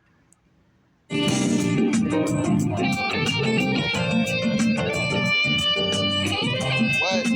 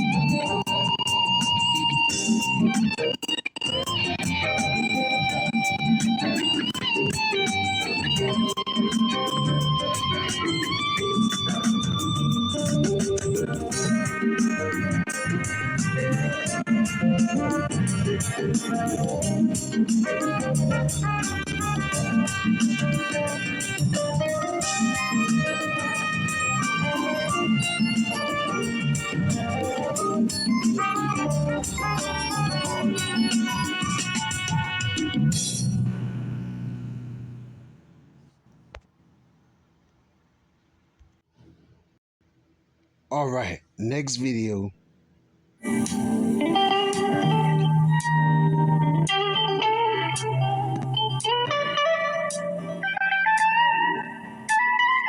How Haiti helped to create the Haiti is United one of States. two countries, along with the Dominican Republic, located on the island of Hispaniola in the Caribbean. With a land size of 27,750 square kilometers, or 10,714 square miles, and an estimated population of 11.4 million persons, Haiti is the third largest Caribbean territory by land size and the territory with the largest population. Despite such large figures, in comparison to countries outside the Caribbean, Haiti would be considered a small country. One may therefore ask, what impact can such a small country make? Well, let's investigate an interesting account of how Haiti helped to create one of the largest countries in the world and one of the most powerful economies in human history, the United States of America. In 1803, the United States purchased 827,000 square miles of land west of the Mississippi River from France for US $15 million. In today's money, that would be equivalent to US $600 billion. This land purchase allowed the United States to acquire land that, in today's geographical terms, would make up 15 states and parts of 2 Canadian provinces. The purchase increased not only the United States land acquisition and ownership, but it also increased their chances of attaining wealth, becoming the world's foremost economic and military power. The purchase of such a vast expanse of land would not have been possible for the Americans if it were not for a resilient group of freed slaves on a small island in the Caribbean and a panicking French emperor. The French Empire controlled the territory of Louisiana, which was called the Louisiana Territory of New France, from 1699 to 1762. It was then ceded to the Spanish during the Treaty of Fontainebleau in 1762. This gave the Spanish vast amounts of untapped land, which was further cemented with France's defeat to Spain during the 7 Years' War, which was fought between 1756 and 1763. This allowed for Spain to control everything west and Britain to control everything east of the Mississippi River. The British controlled everything east of the river until 1776 with the success of the American Revolution. All that changed in the year 1800 when Napoleon Bonaparte was introduced as the first French consul of the French Republic. Napoleon was the new face of French power and the French identity after the events of the French Revolution, which lasted for a decade from 1789 to 1799.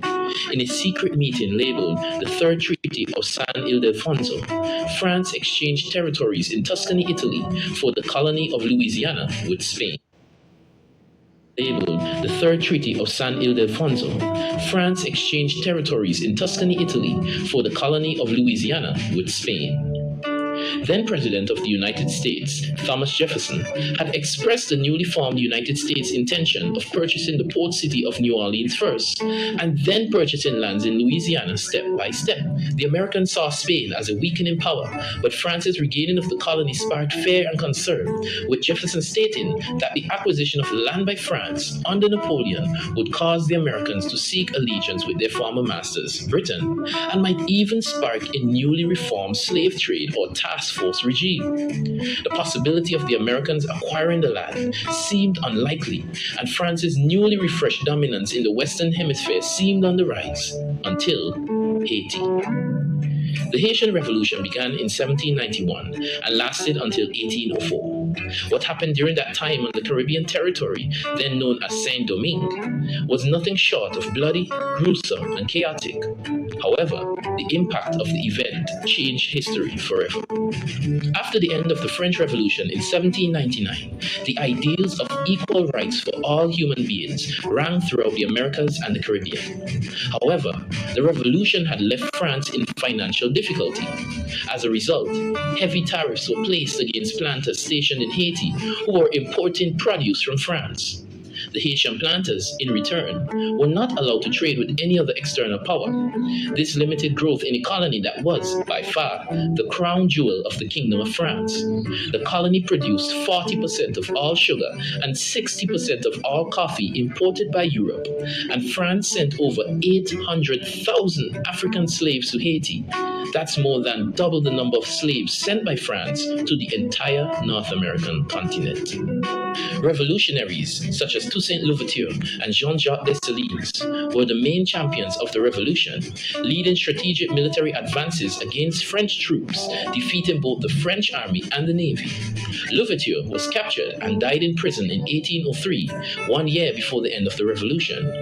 Dessalines finished the task, leading a final successful revolt in 1804, signaling the birth of the Second Republic in the Western Hemisphere after the United States, and the first independent state governed by ex-African slaves in history. The Haitian Revolution left a deep scar on the military might and the resources of the French kingdom turned empire, with over 2/3 of all French troops that were sent to Haiti being killed. The loss of the colony also hurt France economically, giving way for Napoleon to consider other ways of acquiring money to fund his war efforts, especially his advances throughout Europe.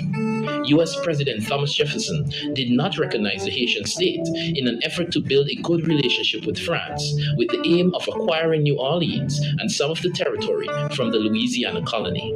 Things worked out even better for the Americans. The loss of Haiti was so great to France that Napoleon, in desperation for funds, sold the entire colony of Louisiana, all 827,000 square miles of it, to the United States for $15 million. Result, the Louisiana Purchase more than doubled the size of the United States, allowing them to acquire lands that later on would be discovered as having precious minerals and resources such as gold and oil. The Louisiana Purchase in today's money costs over US $600 billion, and today the land purchase is well worth over US $2 trillion. Because of the initiative of a few African slaves on a Caribbean island and the willingness of a French emperor to sell, the United States, though already birthed, truly began to bloom, paving the way in becoming the massive expanse of land and the economic superpower that it is today.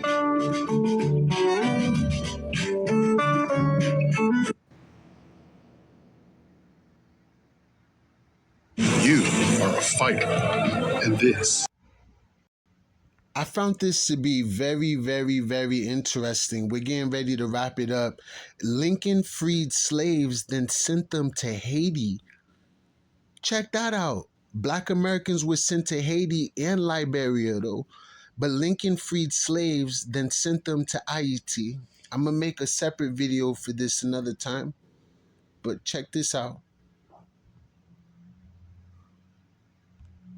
He wasn't particularly keen on integrating African Americans. He said, quote, "I am not, nor have ever been, in favor of bringing about in any way the social and political equality of Black and white races. I just can't believe that the day he signed the Emancipation Proclamation, that night he made this fateful decision to send them abroad. It's a story filled with ambition, hope, and ultimately heartbreak." Hi, I'm Danielle Romero. Thank you so much for joining me again today on my channel, where I started digging into my family's hidden history in Louisiana. And the channel has been evolving into digging into questions of genealogy and what does it mean to be American. History has a way of revealing complexities and contradictions of even the most revered figures. Today, I want to take you back to a pivotal moment in American history, a time when President Abraham Lincoln, the great emancipator, sought to end slavery and bring freedom to the oppressed. But here's the twist. He wasn't particularly keen on integrating African Americans into U.S. society. Instead, he had an audacious plan to resettle them in the Caribbean. It's a story filled with ambition, hope, and ultimately heartbreak. In 1863, Abraham Lincoln enacted a plan to resettle 453 freed Black Americans to a Haitian island. Picture this. It's the night of December 31st, 1862, and President Lincoln sits down to sign a contract with Bernard Koch, a Florida cotton planter. Their agreement? To relocate 5,000 formerly enslaved people from the United States to a tiny island off the coast of Haiti. I think the pronunciation is Isle la Vache, but I never took French. Let me know in the comments just how bad I butchered that. But let's rewind a bit. You see, Lincoln had been grappling with a dilemma for years. Lincoln despised slavery, but he didn't believe in racial equality or the successful integration of people from different races. So what was his solution? Colonization. He advocated for shipping Black Americans to Central America, the Caribbean, or even Africa. It was his way of satisfying those who wanted emancipation while appeasing those who feared possible repercussions. I want to read a couple quotes from Abraham Lincoln that they weren't the Lincoln that I was taught. He said, quote, "I am not, nor have ever been, in favor of bringing about in any way the social and political equality of black and white races, nor to intermingling with white people. There is a physical difference between the white and black races, which will ever forbid the two races living together on terms of social and political equality. There must be a position of superior in favor of having the superior position assigned to the white race, unquote. Now, the Essential Civil War curriculum website had a lot of interesting information that I pulled from. And I want to read a quote from one of their essays, kind of discussing this idea of taking these freed African Americans and offering an opportunity for them to colonize these islands. Quote, Lincoln always insisted that the enterprise should remain strictly voluntary, but he also considered it a necessary component of the eventual pathway to emancipation and genuinely believed that African Americans would come to discover that relocation was in their best interest as well once the project was underway. Elements of racial prejudice and perhaps more pronounced with Lincoln, racial paternalism shaped this belief, although it encompassed an honest concern for the well-being of blacks in a post-slavery society, where other and more malicious forms of racial oppression would likely persist in no shortage, unquote. Fast forward a few weeks before the historic contract signing, and Lincoln proposed a constitutional amendment to Congress, suggesting that the colonization of African Americans outside the United States was a good idea. He even included compensation for slave owners who would lose their, quote, property due to emancipation. And now he was searching for a proof of concept, and he considered a couple different colonization plans. I want to read another quote for you. Quote, in August of 1862, Lincoln invited 5 prominent black men to the White House, the first black delegation invited on such terms. The topic was simple, that whites and blacks cannot coexist, and that the separation is the most expedient means to peace. Lincoln encouraged these 5 men to rally in support for an exodus, unquote. This intent is actually even echoed in a preliminary Emancipation Proclamation, that the effort to colonize persons of African descent with their consent upon this continent or elsewhere will be continued. Dr. Philip Magnus wrote a book about this, and I want to quote a little bit from an interview I found where he was talking about the African-American community's response to this idea. And believe it or not, it was actually split. There were people who thought this was a good idea and had warmed up to it, and then there are people like Frederick Douglass who disagreed with it vehemently. So Dr. Philip Magnus says, quote, there's a genuine effort on Lincoln's part to market this to the black community. There are very mixed reactions to it. Some African Americans are outraged by it. Frederick Douglass calls it a silly idea. Shame upon the guilty wretches. We live here, have lived here, and have a right to live here, and mean to live here. Douglass argues that African Americans have a historical presence here, the same as any other American, and why should they leave? Which is a very powerful and valid argument, he says. But Dr. Magnus goes on to say, there are others, though, that maybe don't fully agree to the motivation of Lincoln, but they do believe it's an escape from violence. There are several African Americans, 2 in particular, John Willis Maynard, who's the first African American elected to Congress, and Henry Highland Garnett, who was a very vocal black abolitionist pastor in New York City, who were warmer to this idea of African Americans voluntarily colonizing other locations. They believe that maybe they could find somewhere where they would have their rights respected and they could attain better political equality abroad, he says. They liken themselves to the condition of, say, the Irish leaving the famine just a decade earlier, unquote. In April 1862, Lincoln was still of the mind that emancipation and deportation were actually the key to a peaceful United States.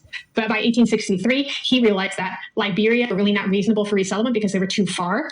And Lincoln actually had considered moving the, quote, full-colored race of slave states into Texas. I had never. Wow. And I was driving for Uber, picked up a couple passengers. And they also sent a lot of Black Americans to Haiti. I mean, to Liberia, Black American natives to Liberia, which are not African. They're from America, sent to Liberia. Now I'm hearing that they were sent also to Haiti as an alternative to Liberia. See what's going on? They might deport some Black Americans to Haiti. Who knows? History repeats itself. And Lincoln actually had considered moving the, quote, but by 1863, he realized that Liberia were really not reasonable for resettlement because they were too far. And Lincoln actually had considered moving the, quote, full-colored race of slave states into Texas. I had never heard that before. Lincoln supported a bill in Congress that provided $600,000 to, quote, be expended under the direction of the President of the United States to aid in the colonization and settlement of such free persons of African descent. Lincoln settled on Cox's proposal for the island off of Haiti. Here's how it would work. The former enslaved people would work on a cotton plantation. Each family would receive homes, access to hospitals and schools, and after fulfilling a 4-year work contract, they would be granted 16 acres of land there and the wages that they had earned. It was voluntary colonization, but it was highly encouraged by Lincoln and its supporters.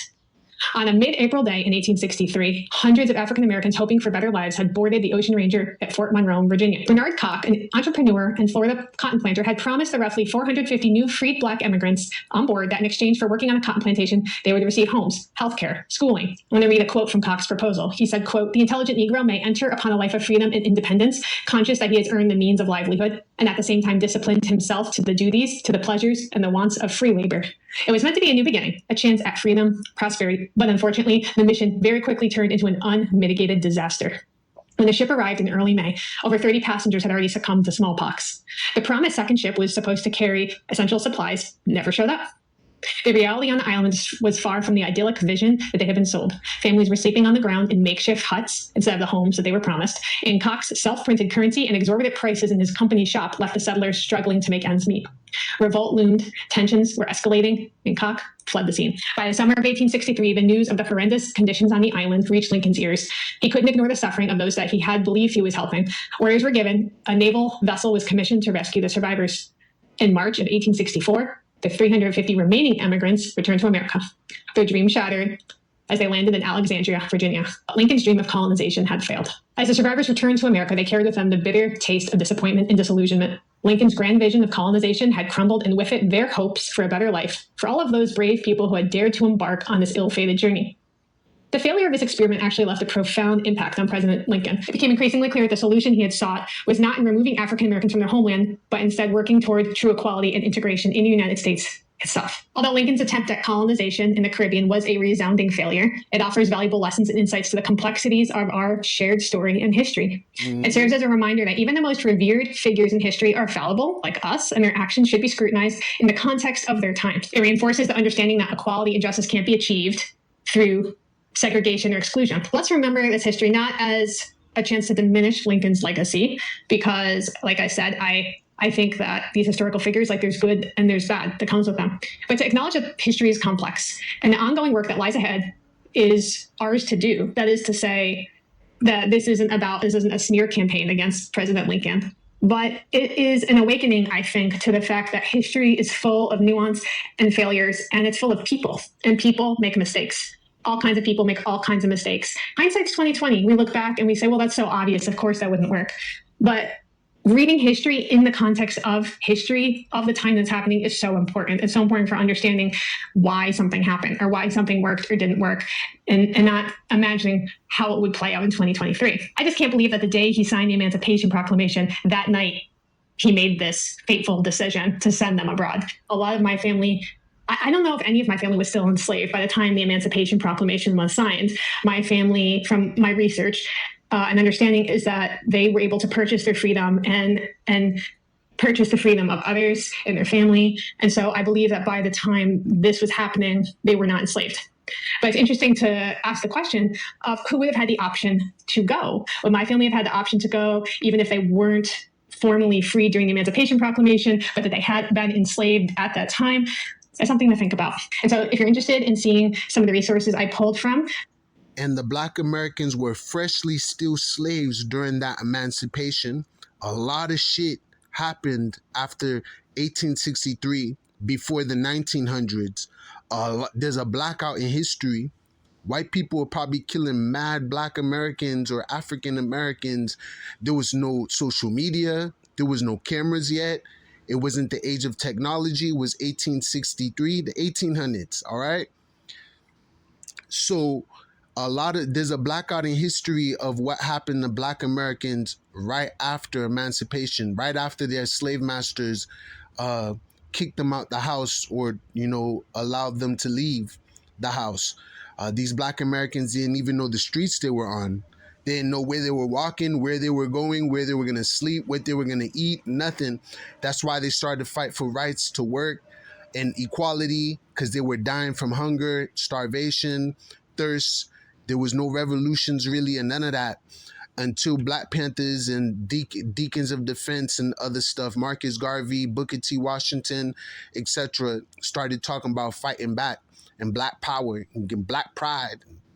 Then the Civil Rights Movement, and etc. This is all way after the Ayisyen Revolution, 1804, and the American Revolution, 1776, the same year Illuminati was formed. I'll link to them in the description below. American Freemasonry. We're going to end it off with this video right here.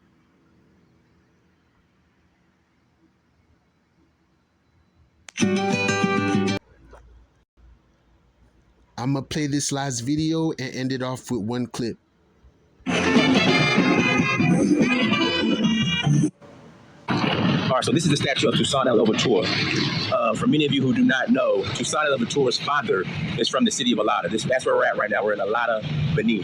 So some interesting facts on Toussaint Louverture and the Haitian Revolution. If it was not for Toussaint Louverture, well, really, if it was not for voodoo and Toussaint Louverture. Toussaint Louverture believed in God. He was Catholic. He believed in scripture. He was inspired by the Bible. Jean-Jacques Dessalines was the one who did voodoo, and he was brutal. So it was a mix of Bible believers, Christian, Catholic, and voodoo all came together, if you would call it that. But there was no Christian or Catholics like that during slavery. They were trying to force Christianity and Catholicism on us. That's why they call Haiti Catholic country, but it's not. We rejected it and continued to do our voodoo, even while pretending that we're worshiping Christian saints. That's why you see Christian saints all intertwined and mixed in Ayitian voodoo. Okay, it's all part of history. It's not our original root traditions or culture or practices, though. We didn't worship white men that had images of white people, nor worship snakes. Snake represent energy. We worship energy, spirit, good energy, positive energy, God, good, Yah, Hua. And the Haitians defeating the Bon Dieu. Some interesting facts on Toussaint Louverture and the Haitian Revolution. If it was not for Toussaint Louverture, well, really, if it was not for voodoo and Toussaint Louverture and the Haitians defeating the French, I believe they defeated the Spanish. I believe the Britons, I'm not sure, but for sure they defeated the Spanish. We didn't defeat all the Spanish. They took over Dominican Republic, a greater portion of that land called Quisqueya, Bujio, Española, but Saint Domingue, not Santo Domingo, Saint Domingue, which Toussaint and them renamed Ayiti in honor of the native Taino Arawaks that were called Ayisiens, which connect to Florida, Little Haiti. And the French. If it was not for that, the Haitian Revolution, them revolting, them defeating the greatest army at the time, which was the French army, slavery would not have ended when it did. The reason why slavery ended when it ended was because when the Haitians defeated the French, Europeans, white people were scared shitless that other slaves would begin to revolt on their plantations. So, and also too, in Africa, Europeans would literally snatch Africans off the street and sell them into slavery. So again, if it wasn't for Toussaint Louverture, and when the Haitians defeated the French, that stopped. So we need to thank the Haitians, Toussaint Louverture, and voodoo for ending slavery, ending the kidnapping of slaves from Africa. If it was not for this man right here, Toussaint Louverture, slavery would not have ended when it ended. Not only in Africa, but also in America.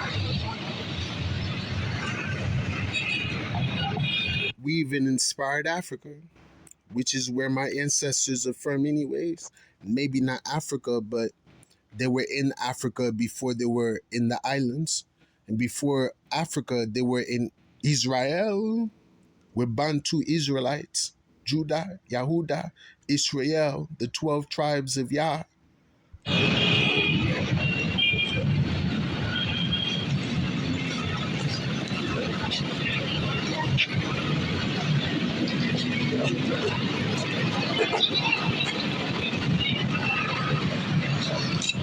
So again, we're in Alada, Benin, the home of Toussaint Louverture. I know his father is from this city, and we need to thank this man, because if it wasn't for him, if it wasn't for voodoo, because voodoo is what sparked the Haitians to revolt.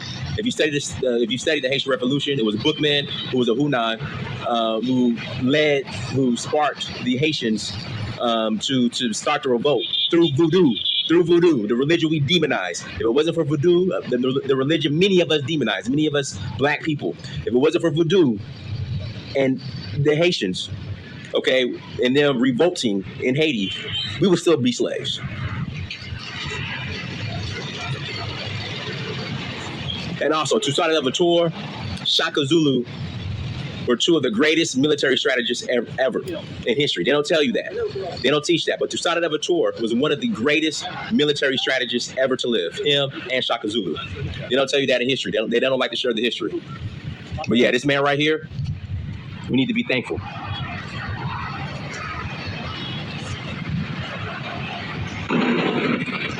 So a lot of Benin, everybody. There's a lot of history. A lot of Benin.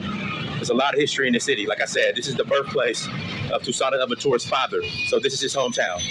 All right, my car's ready. We got to get out of here. Peace from a lot of Benin.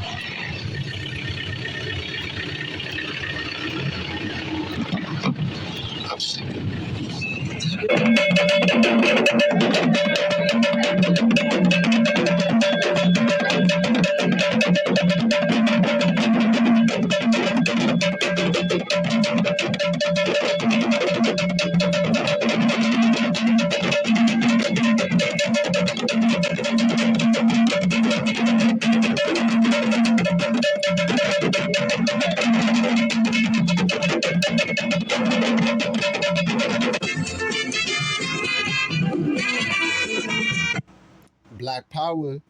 All right, this is the last clip. Keep watching. All right, this is the last one. Haiti's mission is to create a land, a space where all Black people who are in trouble anywhere in the world can come in and find refuge. This is a land that the founders sat down and decided would be the refuge for all Black people throughout the world. But their vision was, we're going to create this space here as a place where any Black person running from any kind of oppressing havoc, oppressing chaos, they can come here. And instantly, any Black person who set foot on this land becomes automatically free and a citizen. So, we're looking at a country that has set a model for Black countries. The only country who had a constitution which was in accord with what the purpose of the people. If we take a little look at the constitution of this country, the first constitution, the only valid constitution, Constitution of 1805, states clearly, this land is the land for all Black folks. States clearly, any Black person landing here becomes automatically free and a citizen. States clearly, no white man has the right to buy property here or work as master on this land. Black Power. Through his writing, particularly his collection of letters. I'm out of here. Shalom.